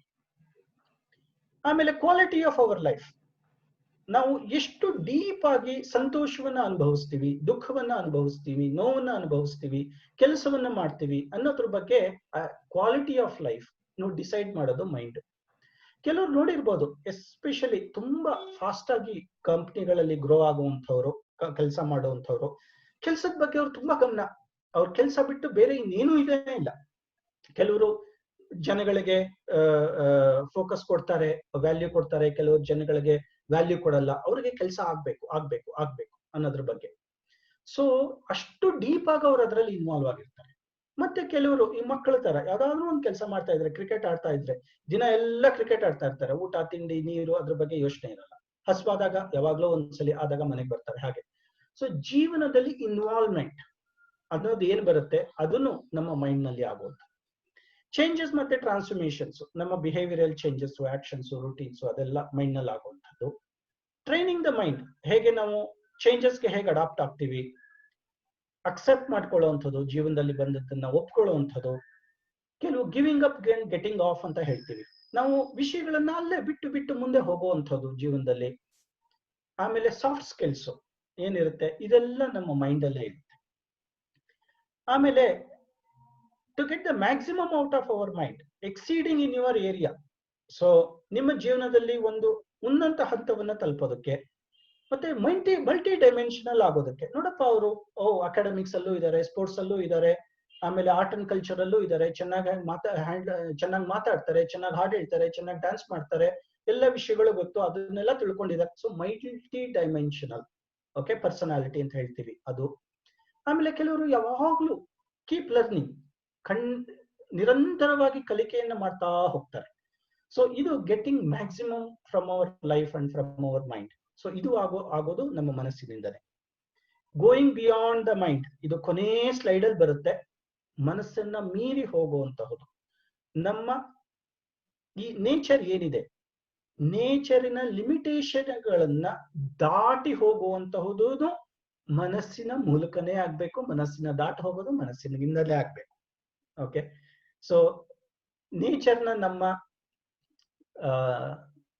ನಿಸರ್ಗದತ್ತವಾದ ಕೆಲವು ನಿಯಮಗಳು ಏನಿದೆ, ಸ್ಪೇಸ್ ಇರ್ಬೋದು, ಟೈಮ್ ಇರ್ಬೋದು, ಡೈಮೆನ್ಷನ್ ಇರ್ಬೋದು, ಇದನ್ನೆಲ್ಲ ದಾಟಿ ಹೋಗೋದಕ್ಕೆ ಕೊನೆಯ ಸ್ಲೈಡ್ ಅಲ್ಲಿ ಅದ್ರ ಬಗ್ಗೆ ಕೆಲವು ನಿಮಿಷಗಳನ್ನ ಸ್ಪೆಂಡ್ ಮಾಡ್ತೀನಿ. ಹೇಗದು, ಯಾವ ರೀತಿ ಅದನ್ನ ತಲುಪೋದು, ನಿರ್ವಾಣ ಮುಕ್ತಿ ಅನ್ನೋದ್ರ ಬಗ್ಗೆ ಏನು, ಅದನ್ನ ಹೇಗೆ ತಲುಪೋದು, ಅದ್ರ ಬಗ್ಗೆ ಕೆಲವು ನಿಮಿಷಗಳನ್ನ ಕೊನೆಯ ಸ್ಲೈಡ್ ಅಲ್ಲಿ ಹೇಳ್ತೀನಿ. ಸೊ ನಮ್ಮ ಮುಕ್ತಿಯ ಕಡೆಗೆ ಹೋಗೋದಕ್ಕೆ, ನಮ್ಮ ಮನಸ್ಸನ್ನ ದಾಟಿ ಹೋಗೋದಕ್ಕೆ ಮನಸ್ಬೇಕು. ಓಕೆ, ಸೊ ಅದರಿಂದ ನೀವು ಎಲ್ಲ ನೋಡ್ತಾ ಹೋದ್ರೆ ನಾವು ಜೀವನದಲ್ಲಿ ಏನೇನೆಲ್ಲ ಮಾಡ್ತೀವಿ, ಏನೇನೆಲ್ಲ ಆಗಿದೀವಿ, ಏನೇನೆಲ್ಲ ಅನುಭವಿಸ್ತೀವಿ, ಏನೇನೆಲ್ಲ ಆಗತ್ತೆ, ಹಿಂದೆ ಎಲ್ಲ ಏನಾಗಿದೆ, ಮುಂದೆ ಎಲ್ಲ ಏನಾಗುತ್ತೆ, ಎಲ್ಲದಕ್ಕೂ ನಮ್ಮ ಮನಸ್ಸು ಮುಖ್ಯ. ಮನಸ್ಸು ಇಲ್ಲದೆ ಇದ್ರೆ ಜೀವನ ಇಲ್ಲ, ಮನಸ್ಸಿಲ್ದೆ ಹೋದ್ರೆ ನಾವಿಲ್ಲ. ಓಕೆ, ಆದ್ರಿಂದ ಇವತ್ತು ಈ ವಿಷಯದ ಬಗ್ಗೆ, ಮನಸ್ಸಿನ ಬಗ್ಗೆ ನಾನು ಮಾತಾಡ್ತಾ ಇದ್ದೀನಿ. So mind is everything, mind is life, mind is what happens today, happens tomorrow, happening today, and for all sorrows, challenges, and happiness and experiences, everything happens in the mind. Mind is our life. Without mind there is no life. Okay, so that's why we have chosen the subject of this particular mind for today. Okay, so now how we experience life. Okay, so ನಾವು ನಮ್ಮ ಜೀವನವನ್ನ ಹೇಗೆ experience ಮಾಡ್ತೀವಿ ಅಂತ ನೋಡ್ತಾ ಹೋದ್ರೆ, ಜೀವನದಲ್ಲಿ ಏನೇನಾಗ್ಬೇಕು ಆಗ್ತಾ ಇರುತ್ತೆ. ಬರ್ತು, ಯೂತ್, ಮೆಚುರಿಟಿ, ಎಲ್ಲ ವಿಷಯಗಳು ಏನೇನಾಗ್ಬೇಕು ಎಲ್ಲ ಆಗ್ತಾ ಇರುತ್ತೆ. ಏನೇನಾಗುತ್ತೋ ಹೊರಗಡೆ ಅದನ್ನ ನಾವು ನಮ್ಮ ಪಂಚೇಂದ್ರಿಯಗಳ ಮೂಲಕ ನಮ್ಮ ಬ್ರೈನು ಅದನ್ನ ಪ್ರೋಸೆಸ್ ಮಾಡುತ್ತೆ. ಓಕೆ, ಪಂಚೇಂದ್ರಿಯಗಳು ಅಂದ್ರೆ ಏನು? ಕಣ್ಣು, ಕಿವಿ, ನಾಲಿಗೆ, ಮೂಗು ಮತ್ತೆ ಸ್ಪರ್ಶ. ಈ ಪಂಚೇಂದ್ರಿಯಗಳ ಮೂಲಕ ನಮಗೆ ಜೀವನ ಏನು ಆಗ್ತಾ ಇದೆ ಹೊರಗಡೆ ಅನ್ನೋದು ನಮಗೆ ತಲುಪುತ್ತೆ. ಇದು 5 ಕಿಟಕಿಗಳಿದ್ದ ಹಾಗೆ ಅಥವಾ 5 ದ್ವಾರಗಳಿದ್ದ ಹಾಗೆ. ಇದನ್ನ ಮುಚ್ಚಿಬಿಟ್ರೆ ಹೊರಗಡೆ ಜೀವನ ಏನು ಅನ್ನೋದು ಯಾರಿಗೂ ಗೊತ್ತಾಗಲ್ಲ. ಓಕೆ, ಆದ್ರೆ ಒಂದು ಕಿಟಕಿ ಮುಚ್ಚಿದ್ರೆ ಇನ್ನೊಂದು ಕಿಟಕಿಗೆ ಹೆಚ್ಚಿನ ಎನರ್ಜಿ ಬರುತ್ತೆ. ಓಕೆ, ಸೊ ಹಾಗೆ ಕೆಲವರು ನೀವು ನೋಡಿರ್ಬೋದು, ಕಣ್ ಕಾಣಿಸ್ತಾ ಇರೋರು ಸ್ಪರ್ಶದ ಅವರ ಪರ್ಸೆಪ್ಷನ್ ಇಟ್ಸ್ ವೆರಿ ಸ್ಟ್ರಾಂಗ್, ಮತ್ತೆ ಅವ್ರು ಕೇಳೋದು ತುಂಬಾ ಸ್ಟ್ರಾಂಗ್. ಓಕೆ, ಸೊ ಹೀಗೆ ಒಟ್ಟಾರೆಯಾಗಿ ಜೀವನದಲ್ಲಿ ಏನು ಆಗುತ್ತೋ ಅದು ನಮಗೆ ತಲುಪಬೇಕಾದ್ರೆ, ನಾವು ನೋಡ್ಬೇಕಾದ್ರೆ, ನಾವು ತಿಳ್ಕೊಳ್ಬೇಕಾದ್ರೆ ಈ ಪಂಚೇಂದ್ರಿಯಗಳ ಮೂಲಕ ನಮಗೆ ಜೀವನ ತಲುಪುತ್ತೆ. ಓಕೆ, ಸೊ ಅಲ್ಲಿಂದ ಮುಂದಕ್ಕೆ ಏನಾಗುತ್ತೆ? ಸರಿಯಪ್ಪ, ಇನ್ಫಾರ್ಮೇಶನ್ ಬರುತ್ತೆ. ಇನ್ಫಾರ್ಮೇಶನ್ ಬಂದ್ಮೇಲೆ ಏನಾಗುತ್ತೆ ಅಂತಂತಂದ್ರೆ, ಪಂಚೇಂದ್ರಿಯಗಳಾದ್ಮೇಲೆ ತನ್ಮಾತ್ರಗಳು ಅಂತ ಹೇಳ್ತೀವಿ. ಅಂದ್ರೆ ವಿಷಯ ವಾಹಕ, ಆ ವಿಷಯ ನಮ್ಮಿಂದ ಹೋಗೋದು. ಇವಾಗ ಕಣ್ಣಿದ್ರೆ, ದೃಷ್ಟಿ ಇದ್ರೆ, ಕಣ್ಣು ಚೆನ್ನಾಗಿದ್ರೆ ಬರುತ್ತೆ ಸರಿ, ಆದ್ರೆ ಆ ವಿಷಯವನ್ನ ನಮ್ಮ ಬ್ರೈನಿಗೆ ತಲುಪಿಸೋದಕ್ಕೆ, ಮನಸ್ಸಿಗೆ ತಲುಪಿಸೋದಕ್ಕೆ ತನ್ಮಾತ್ರಗಳು ಅಂತ ಹೇಳ್ತೀವಿ. ಅದು ಶಬ್ದ, ಸ್ಪರ್ಶ, ರೂಪ, ರಸ, ಗಂಧ ಅಂತ. ಈ ತನ್ಮಾತ್ರಗಳು ಈ ವಿಷಯವನ್ನ ತಲುಪಿಸುತ್ತೆ. ಆಮೇಲೆ ಅದು ಇಂಟರ್ನಲಿ ಪ್ರೋಸೆಸ್ ಆಗುತ್ತೆ. ಪಂಚಭೂತಗಳು ಮೂಲಕ ನಮ್ಮ ಮೈಂಡ್, ದೇಹ, ಮನಸ್ಸು ಏನಾಗಿದೆ, ದೇಹ ಏನಾಗಿದೆ, ಅದು ಪಂಚಭೂತಗಳ ಮೂಲಕ ಅದು ಪ್ರೋಸೆಸ್ ಆಗಿ ಮುಂದಕ್ಕೆ ಅದು ನಮ್ಮನ್ನ ತಲುಪುತ್ತೆ. ಇಂಗ್ಲಿಷ್. ಸೊ ಹೀಗೆ ಜೀವನದಲ್ಲಿ ಏನಾಗುತ್ತೆ ಅನ್ನೋದು ಇಂಗ್ಲಿಷ್ ಅಲ್ಲಿ sir. Oh sorry sir. So what happens, how we experience life is whatever happens outside, we receive that through our panchendriyas. Panchendriyas are eyes, ears, tongue, nose and skin, sparsha. So from these 5 panchendriyas we receive life, and then it gets processed inside. There are 5 tanmatras. Like indriyas, there are tanmatras. Okay, tanmatra is a Sanskrit term. It has to be learnt and understood exactly the way it is. Tanmatras are shabda, sparsha, rupa, rasa, gandha. Okay, shabda is sound, sparsha it is there, touch, form, taste and smell. Through that, so it is eye is a physical apparatus. Okay, what happens inside, the information what it goes inside, the data flow, traffic is the tanmantra. Okay, inside it will get processed. Okay, so that's the panchabhuta. There is the physical and non-physical aspect of inside, which will process that. It is made out of panchabhutas, which is akasha, vayu, agni, jala and prithvi, and then it will reach us. Okay, so in that way we experience our life. Whatever happens outside, it comes to us, it will travels inside, it gets processed inside, and that's how we experience, and it happens simultaneously. Okay, that's the beauty of our life, beauty of our, the way we are made of. Okay, so this is how we experience life. So there is a one thing over here, there are limitations to senses. What is the limitation? Is certain things we can take to some extent. For example, whatever we can see within certain frequency. Beyond that we cannot see. Like virus we cannot see, we can see only through the microscope. Virus we cannot see. Okay, so we cannot see the whole universe. Okay, there is a Jupiter, there is another galaxies, we cannot see that, which is very far. Which is very close, small, we cannot see. We cannot see which is very big, which is very far, which is very small. Okay, similar way our ear also has a limitation, that certain frequencies it cannot hear. Okay, 2 to 20, there is some this one is there, right? To that extent also we can see. Smell, we smell to some extent, not everything. Okay, so there are some people have They can smell anything and make out anything. Smell, there is a limitations. Dogs are much better than ours, we people, because they can smell much better than us. Okay, they have more cells in their nose, sensory smell cells. Touch also, to some extent, we can make out. You may have seen some TV programs where they tie their they close their eyes and tie their eyes, and after that they ask them to they give the items, ask them to identify which is this. Okay, so they take the groundnut and they will say in some other stuff. Okay, so it is like that. So the way we perceive things, now hege adanna ಸ್ಪರ್ಶದಕ್ಕೂ ಲಿಮಿಟೇಷನ್ಗಳಿದೆ. ಕನ್ನಡದಲ್ಲಿ ಹೇಳ್ತಾ ಹೋಗ್ತೀನಿ. ಕಣ್ಣಲ್ಲಿ ನೋಡೋದಕ್ಕೂ ಲಿಮಿಟೇಷನ್ಗಳಿದೆ. ಚಿಕ್ಕ ವಸ್ತುಗಳನ್ನ, viral ಬ್ಯಾಕ್ಟೀರಿಯಾಗಳನ್ನ ನಾವು ಕಣ್ಣಲ್ಲಿ ನೋಡೋದಕ್ಕಾಗಲ್ಲ. ಹಾಗೇನೆ ದೂರದ ವಸ್ತುಗಳನ್ನ, ದೊಡ್ಡ ವಸ್ತುಗಳನ್ನ ನಾವು ನೋಡೋದಕ್ಕಾಗಲ್ಲ. ಕಿವಿನಲ್ಲಿ ಕೇಳಿಸ್ಕೊಳ್ಳೋದಕ್ಕೂ ಫ್ರೀಕ್ವೆನ್ಸಿ ಲಿಮಿಟೇಷನ್ಸ್ ಇದೆ. ಅಷ್ಟು ಫ್ರೀಕ್ವೆನ್ಸಿ ನಾವು ಮಾತ್ರ ನಾವು ಕೇಳಿಸ್ಕೊಳಕ್ಕಾಗೋದು. ನಮ್ಮ ರುಚಿ ನೋಡೋದಕ್ಕೂ ಒಂದು ಲಿಮಿಟ್ ಇದೆ. ಕೆಲವು ಪ್ರಾಣಿಗಳು, ಪಕ್ಷಿಗಳು ರುಚಿಗಳನ್ನ ಹೆಚ್ಚಾಗಿ ಚೆನ್ನಾಗಿ ತಿಳ್ಕೊಳ್ತವೆ. ಮೂಗುಗೂ ಅಷ್ಟೇನೆ, ನಾವು ತಿಳ್ಕೊಳ್ಳೋದಕ್ಕೆ ಲಿಮಿಟೇಷನ್ಸ್ ಇದೆ. ಸೊ ನಾಯಿಗಳು ನಮಗಿಂತ ಹೆಚ್ಚಾಗಿ ಚೆನ್ನಾಗಿ ಸ್ಮೆಲ್ ನ ಕಂಡು ಹಿಡಿಯುತ್ತವೆ. ಸ್ಪರ್ಶದಲ್ಲೂ ಅಷ್ಟೇನೆ, ಕೆಲವು ಐಟಮ್ಗಳನ್ನ ನಾವು ತಿಳ್ಕೊಳ್ಬಹುದು, ಕೆಲವು ಐಟಮ್ಗಳನ್ನ ತಿಳ್ಕೊಳಕ್ ಆಗಲ್ಲ. ಇವಾಗ ಕಣ್ಣಿಲ್ದೇ ಇದ್ದವ್ರಿಗೆ ಸ್ಪರ್ಶದ ಅನುಭವ ಜಾಸ್ತಿ ಇರುತ್ತೆ. ಹಾಗೇನೆ ಟಿವಿ ಪ್ರೋಗ್ರಾಮ್ಗಳಲ್ಲಿ ನೋಡಿರ್ಬೋದು, ಯಾವುದೋ ಕಡಲೆಕಾಯಿ ಬೀಜ ಕೊಟ್ಬಿಟ್ಟು ಇದೇನು ಕಣ್ ಕಟ್ಬಿಟ್ಟು ಕಡಲೆಕಾಯಿ ಬೀಜ ನೋಡಿ ಏನು ಅಂತಂದ್ರೆ ಇನ್ನೇನೋ ಬೇರೆ ಹೆಸರು ಹೇಳ್ತಾರೆ. ಹೀಗೆ ಅವರು ನಮ್ಮ ಪಂಚೇಂದ್ರಿಯಗಳ ಲಿಮಿಟೇಷನ್ಸ್ ಅನ್ನೋದು ಇದೆ. ಆ ಲಿಮಿಟೇಷನ್ಸ್ ಮೂಲಕ ನಾವು ಜೀವನವನ್ನ ನೋಡ್ತೀವಿ. ಅಂದ್ರೆ ಇವಾಗ ಒಂದು ಪ್ರಾಬ್ಲಮ್ ಬಂತು ಅಂದ್ರೆ, ಜೀವನ ಏನೋ ಆಗುತ್ತೆ ಸರಿ, ಆದ್ರೆ ನಮಗೆ ತಲುಪೋದು ಸ್ವಲ್ಪ ಕಡಿಮೆನಾ ಅಥವಾ ಲಿಮಿಟೆಡ್ ಅನ್ನೋ ಕ್ವಶನ್ ನಮಗೆ ಬರುತ್ತೆ. Then we have a question that okay, life happens outside, fine, but whatever we get to though is very limited life. ಯಾಕೆಂದ್ರೆ ನಿಮ್ಮ ಕಿಟಕಿ ಬಾಗಿಲುಗಳು ಅಷ್ಟೇ ತೆರೆಯೋದು, ನಿಮ್ಮ ಶಟರ್ ಅಷ್ಟೇ ತೆಗೆಯೋದು. ಓಕೆ, ಸೊ ನಿಮ್ಮ ಕಿಟಕಿ ಬಾಗಿಲುಗಳು ಪೂರ್ತಿ ಎಲ್ಲದನ್ನು ತಗೊಳ್ಳಲ್ಲ. ಕಿಟಕಿ ಬಾಗಿಲುಗಳಂದ್ರೆ ಪಂಚೇಂದ್ರಿಯಗಳು ಎಲ್ಲ ತೆಗಿರೋದೆ, ಎಷ್ಟೋ ಸ್ವಲ್ಪ ತೆಗ್ದಿರುತ್ತೆ, ಅಷ್ಟೇ ವಿಂಡೋದಲ್ಲಿ ಮಾತ್ರ ನಾವು ನೋಡೋಕ್ಕಾಗೋದು. ಹೌದು, ನಮ್ಮ ಪಂಚೇಂದ್ರಿಯಗಳ ಲಿಮಿಟೇಷನ್ಸ್ ನಲ್ಲಿ ನಾವು ಜೀವನವನ್ನ ನೋಡ್ತೀವಿ, ಅದನ್ನ ಎಕ್ಸ್ಪೀರಿಯನ್ಸ್ ಮಾಡ್ತೀವಿ. Within our limitations of our ಪಂಚೇಂದ್ರಿಯಾಸ್ we see life and we perceive life. That is the limitations of Panchendriyas. ಕೊನೆಯ ಸ್ಲೈಡ್ ಅಂತ ಹೇಳ್ದೆ, ನಿರ್ವಾಣ, ಮನಸ್ಸಿನ ದಾಟಿ ಹೋಗುವಂಥದ್ದು. ಮನಸ್ಸಿನ ದಾಟಿ ಹೋದಾಗ ಏನಾಗುತ್ತೆ ಅಂತಂತಂದ್ರೆ, ನಮ್ಮ ಪಂಚೇಂದ್ರಿಯಗಳಿಗೆ ಅರಿವಾಗದಂತಹ, ಗೋಚರವಾಗದಂತಹ, ಸಿಗದಂತಹ, ಕಾಣದಂತಹ, ನೋಡದಂತಹ ಎಲ್ಲ ವಿಚಾರಗಳು ನಮಗೆ ತಿಳಿಯುತ್ತೆ. It is about bypassing our ಪಂಚೇಂದ್ರಿಯಾಸ್, but it's a far away. But I just want to give a reference that is possible to go beyond this. But for now, we need to know that the normal life, what we are living, there are limitations.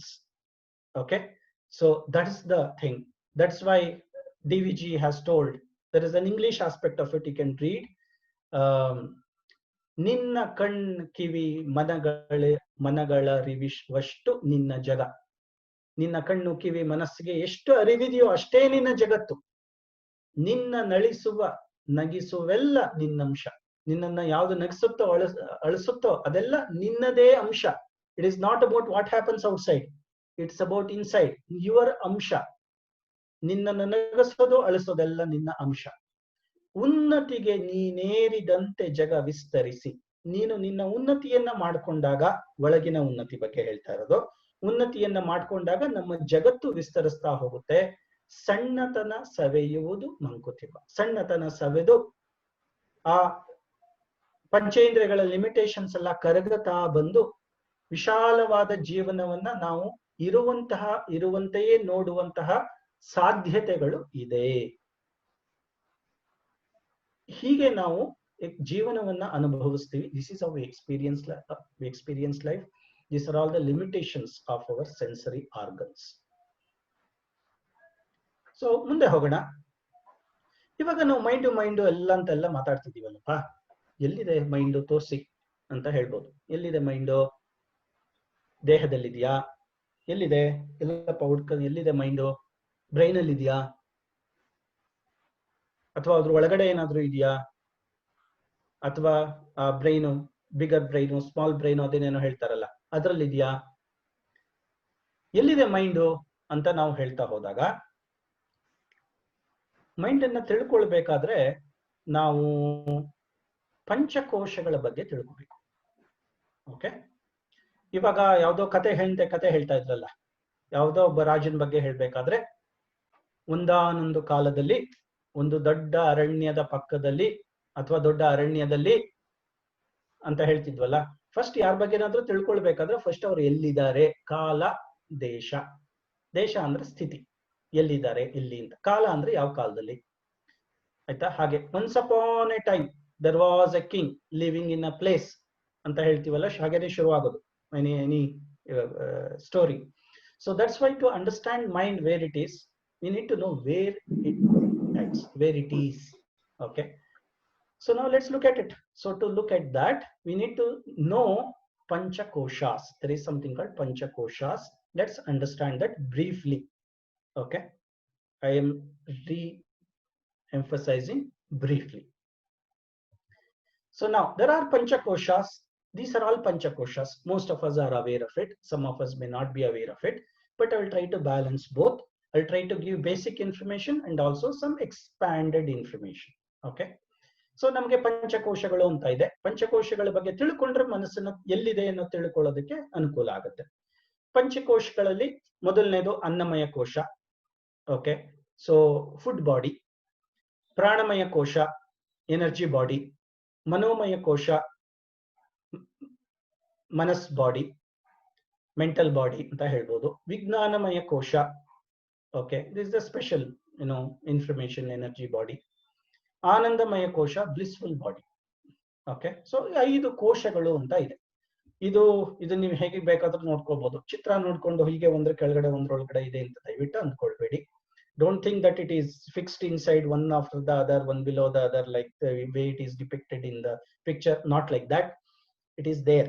It could be shown this way, it could be shown in the circle inside, and 10 different ways. But inside of us, okay, there are pancha koshas. That is the summary that we need to. ನಮ್ಮೊಳಗಡೆ ಪಂಚಕೋಶಗಳು ಇದೆ ಅನ್ನೋದನ್ನ ಸ್ಥೂಲವಾಗಿ ತಿಳ್ಕೊಂಡ್ರೆ ಸಾಕು. So ಅದು ಹೇಗೆ ಏನು ಅನ್ನೋದನ್ನ ವಿಶಾಲವಾಗಿ ಡೀಟೇಲ್ ಆಗಿದೆ. ಫಿಸಿಕಲ್ ಬಾಡಿ, ವೈಟಲ್ ಬಾಡಿ ಅಥವಾ ಎನರ್ಜಿ ಬಾಡಿ, ಮತ್ತೆ ಇಂಟೆಲೆಕ್ಚುಯಲ್ ಮೈಂಡ್, ಆಮೇಲೆ ಪರ್ಸನಾಲಿಟಿ, ಆಮೇಲೆ ಹಾರ್ಟ್ ಸೆಂಟರ್. ಬೇರೆ ಬೇರೆ ವಿಷಯಗಳಲ್ಲಿ ಬೇರೆ ಬೇರೆ ರೀತಿನಲ್ಲಿ ಅದನ್ನ ಹೇಳ್ತಾ ಹೋಗ್ತಾರೆ. ಆದ್ರೆ ಪಂಚಕೋಶಗಳು ಇದು ವರ್ಡನ್ನ ತಿಳ್ಕೊಂಡು ಅದ್ರ ಬಗ್ಗೆ ಅಧ್ಯಯನ ಮಾಡ್ಕೊಂಡು ಹೋದ್ರೆ ಒಳ್ಳೇದು. ನೋಡೋಣ ಪಂಚಕೋಶಗಳ ಬಗ್ಗೆ ಏನ್ ಹೇಳ್ತಾರೆ, ಏನಿದೆ ಅನ್ನೋದನ್ನ ನೋಡೋಣ. ಪಂಚಕೋಶಗಳು ಅಂದ್ರೆ ಅನ್ನಮಯ ಕೋಶ, ಓಕೆ, ಫುಡ್ ಬಾಡಿ. ಇದರಲ್ಲಿ ಏನಿದೆ ಅಂದ್ರೆ ರಸ, ರಕ್ತ, ಆಂಟಿ ಕ್ಲಾಕ್ ವೈಸ್ ಹೋಗ್ತಾ ಇದ್ದೀನಿ. ರಸ, ರಕ್ತ, ಮಾಂಸ, ಮೇಧಾಸ್ತಿ, ಮಜ್ಜ, ಶುಕ್ರ ಅಂತ. ರಸ, ರಕ್ತ, ಮಾಂಸ, ಮೇಧಾಸ್ತಿ, ಮಜ್ಜ, ಶುಕ್ರ ಅಂತ. ರಸ ಅಂದ್ರೆ ಪ್ಲಾಸ್ಮಾ, ಓಕೆ. ರಕ್ತ ಬ್ಲಡ್, ಮಾಂಸ ಫ್ಲೆಶ್, ಮೇಧ ಫ್ಯಾಟ್, ಅಸ್ಥಿ ಬೋನ್, ಮಜ್ಜ is bone marrow, shukra is semen, okay, or a ovary. Okay, so this is the physical body. So ಇದನ್ನ ಹೇಗೆ ಹೇಳಿದ್ದಾರೆ ಅಂದ್ರೆ, ಅಹಂ ಮಮೇತಿ ಪ್ರಥಿತಂ ಶರೀರಂ ಮೋಹಾಸ್ಪಂದಂ ಸ್ಥೂಲಮಿತೀರ್ಯತೆ ಬುಧೈಃ ನಭೋ ನಭಸ್ವ ದ್ವಹನಾಂಬುಭೂಮಯಃ ಸೂಕ್ಷ್ಮಾಣಿ ಭೂತಾನಿ ಭವಂತಿ ತಾನಿ. ಅಂದ್ರೆ ಅಹಂ ಮಮೇತಿ ಪ್ರಥಿತಂ ಶರೀರಂ, ನಾನು ಅಂದ್ಕೊಂಡ್ಬಿಟ್ಟಿದೆ ಈ ಶರೀರ. ಮೋಹಾಸ್ಪದಂ, ಓಕೆ, ಸೊ ಮೋಹಾಸ್ಪದವಾಗಿದೆ. ಸ್ಥೂಲ ಮಿತೀರ್ಯತೆ ಬುದ್ಧೈಹಿ, ಇದನ್ನ ಸ್ಥೂಲ ಅಂತ ಕರೀತಾರೆ ತಿಳಿದವರು. ನಭೋ ನಭಸ್ವ ದಹನಾಂಬು ಭೂಮಯ, ಅಂದ್ರೆ ಇದು ಪಂಚಭೂತಗಳು. ನಭೋ ನಭಸ್ವ, ನಭ ಅಂದ್ರೆ ಆಕಾಶ, ನಭಸ್ವ ಅಂದ್ರೆ ಏರು, ಅನಲ, ಆಮೇಲೆ ವಾಟರ್ ಅಂಡ್ ಅರ್ತ್, ಈ ಪಂಚಭೂತಗಳಿಂದ ಆಗಿರೋ ಸೂಕ್ಷ್ಮಾಣಿ ಭೂತಾನಿಗಳಿಂದ ಆಗಿರೋ ಭವಂತಿ ತಾನಿ ಆಗಿದೆ. ಇದನ್ನ ಅನ್ನಮಯ ಕೋಶ ಅಂತ ಹೇಳ್ತೀವಿ ಅಂತ ಇದರಲ್ಲಿ ತಿಳಿಸ್ತಾರೆ. ಸೊ ಇದು ಬಾಡಿ ಫ್ಲೂಯಿಡ್ಸ್, ಅಂದ್ರೆ ಪ್ಲಾಸ್ಮಾ. ಸೊ ಇದರಿಂದ ಆಗಿರೋದು ಅನ್ನಮಯ ಕೋಶ. ಸರಿ, ಇವಾಗೇನು ತಿಳ್ಕೊಳ್ಳಿ ಫಸ್ಟ್, ಆಮೇಲೆ ಏನಕ್ಕೆ ಅಂತ ನೋಡೋಣ. So let's look at, okay, these are all ಅನ್ನಮಯ ಕೋಶ. ಅನ್ನಮಯ ಕೋಶ is a food body made of ರಸ, ಪ್ಲಾಸ್ಮಾ, ರಕ್ತ, ಬ್ಲಡ್, ಮಾಂಸ, ಫ್ಲೆಶ್, ಹೇಳಿದೆ ಅಲ್ವಾ. ಸೊ ಇದರಿಂದ ಮಾಡಿರುವಂಥದ್ದು ಅನ್ನಮಯ ಕೋಶ. ಓಕೆ, ಸೊ ಇದರಲ್ಲಿ ಮೈಂಡ್ ಇದೆಯಾ? ಸದ್ಯಕ್ಕಿಲ್ಲ. ಸೊ ಇದರಲ್ಲಿ ನಮ್ಮ ಬಾಡಿ ಅಂತಂತಂದ್ರೆ ನಾವೇನೇನೋ ಅನ್ಕೊಂಡಿರ್ತೀವಿ, ನಾನು ಅಂತ ಕೆಲವರು ಅನ್ಕೊಂಡಿರ್ತೀವಿ. ನಮ್ಮ ಬಾಡಿ ನಾವಲ್ಲ. ನಮ್ಮ ಬಾಡಿ ಅಂದ್ರೆ ಇಷ್ಟು ಮಾತ್ರ, ರಸರಕ್ತ ಮಾಂಸ ಮೇಧಾಸ್ತಿ ಮಜ್ಜ ಶುಕ್ರ ಅಷ್ಟೇ. ಓಕೆ, ಆಮೇಲೆ ಪ್ರಾಣಮಯ ಕೋಶ, ನೆಕ್ಸ್ಟ್ ಒನ್ ನೋಡೋಣ. ಪ್ರಾಣಮಯ ಕೋಶದಲ್ಲಿ ಏನೇನಿದೆ ಅಂದ್ರೆ ಕರ್ಮೇಂದ್ರಿಯಗಳಿದೆ. ಕರ್ಮೇಂದ್ರಿಯಗಳು ವಾಕ್ಪಾಣಿ ಪಾದವು ಪಾಯಸ್ಥ ಪಾಯು ಅಂತ ಹೇಳ್ತೀವಿ. ಪಾಯುಸ್, ಆಮೇಲೆ ಉಪಸ್ಥಗಳಿದೆ. ವಾಕ್ ಮಾತು, ಪಾಣಿ ಹ್ಯಾಂಡ್ಸು, ಪಾದ ಲೆಗ್ಸ್, ಪಾಯು ಅಂದ್ರೆ ಎಕ್ಸ್ಕ್ರಿಟರಿ ಆರ್ಗನ್ಸ್, ಉಪಸ್ಥ ಅಂದ್ರೆ ಜೆನಿಟಲ್ಸ್. ಓಕೆ, ಸೊ ಇವಾಗ ಇದಿಷ್ಟು ಕರ್ಮೇಂದ್ರಿಯಗಳು, ಇದರಿಂದ ಕೆಲಸ ಆಗುತ್ತೆ. ಸೊ ಇದು ಫಿಸಿಕಲ್ ಬಾಡಿನಲ್ವಾ ಇರೋದು, ಪ್ರಾಣಮಯ ಕೋಶಕ್ಕೆ ಯಾಕೆ ಬಂತು ಅಂತ ಕ್ವಶನ್ ಮಾಡಬಹುದು. ಸರಿ, ಫಿಸಿಕಲ್ ಬಾಡಿನಲ್ಲಿ ನಿಮಗೆ ಗಂಟ್ಲಿದೆ, ನಾಲ್ಗೆ ಇದೆ, ಎಲ್ಲ ಇದೆ. ಸರಿ, ಎಲ್ಲ ಇದ್ರೂ ಕೆಲಸದಲ್ಲಿ ನಿಮಗೆ ಮಾತಾಡಕ್ಕಾಗಲ್ಲ. ಮಾತಾಡಬೇಕಾಗಿದ್ರೆ ನಿಮಗೆ ಶಕ್ತಿ ಇರಬೇಕು, ಅವಾಗಲೇ ಮಾತಾಡಕ್ಕಾಗೋದು. ಆ ಶಕ್ತಿ ಪ್ರಾಣಮಯ ಕೋಶದಲ್ಲಿದೆ.